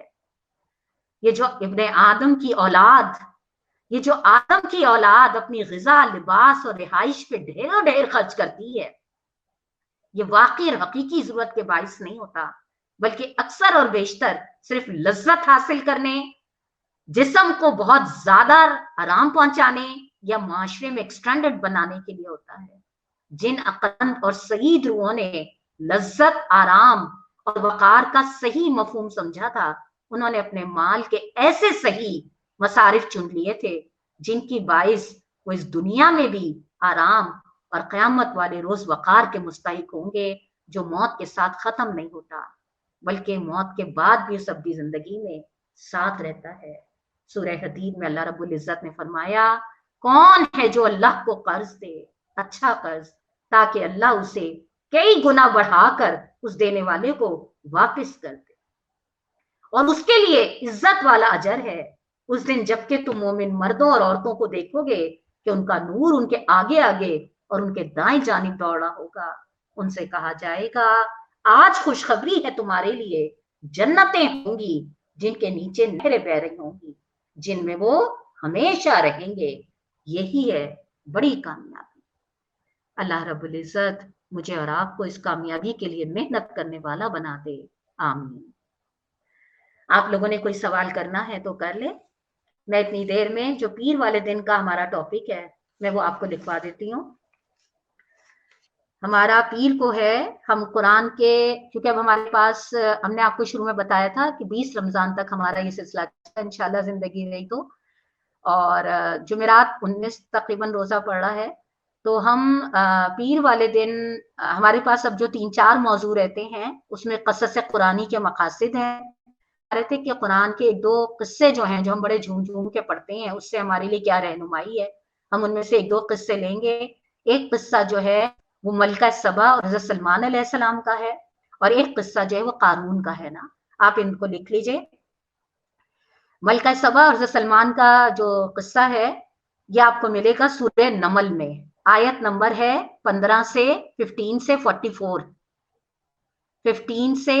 44۔ اس کے حاشیے جو ہیں وہ آپ 18 سے پڑھیے گا، 18 سے لے کے 18 سے لے کے 56 تک اس کے حاشیے جا رہے ہیں، خاصا تفصیل کے ساتھ ہے نا۔ اب بیچ میں 3 دن بھی ہیں، جمعہ ہفتہ اتوار کلاس نہیں ہوتی، آپ کو بہت آرام سے پڑھنے کا موقع انشاءاللہ مل جائے گا۔ سورہ نمل آیت 15 سے 15 سے 44، حاشیہ 18 سے لے کے 56 تک۔ اس کے بعد جو قارون کا قصہ ہے یہ آپ کو ملے گا سورہ قصص آیت نمبر 76 سے 84، 76 سے 84، اور حاشیہ ہے 95 سے 105 تک، 95 سے 105 تک۔ اعوذ باللہ من الشیطان الرجیم، بسم اللہ الرحمن الرحیم، اللہم صلی علی محمد بارک وسلم علیہ، یا حی یا قیوم برحمتک استغیث، یا حی یا قیوم برحمتک استغیث۔ اے پروردگار، ہم نے جو کچھ آپ کے کلام سے سمجھا ہے، اے اللہ اپنی رحمت سے اس کو ہمارے شخصیتوں کا حصہ بنا دے۔ اے اللہ ہمیں حرص و حوث جیسی خطرناک بیماریوں سے محفوظ فرما دے۔ اللہ تعالی ہمیں اپنا اور اپنے بندوں کا بہترین طریقے سے خوش دلی کے ساتھ ادا کرنے والا بنا دے۔ اے اللہ اس روز ہمارا نور، اے اللہ جو کچھ ہم نے آپ کی رضا کے لیے خرچ کرا، جان، مال، وقت، صلاحیتیں، اللہ رب العزت اس کو نور کی شکل میں ہمیں عطا کر دے، ہم سے راضی ہو جا اور ہم کو خوش کر دے۔ ربنا تقبل منا انک انت السمیع العلیم وتب علینا انک انت التواب الرحیم۔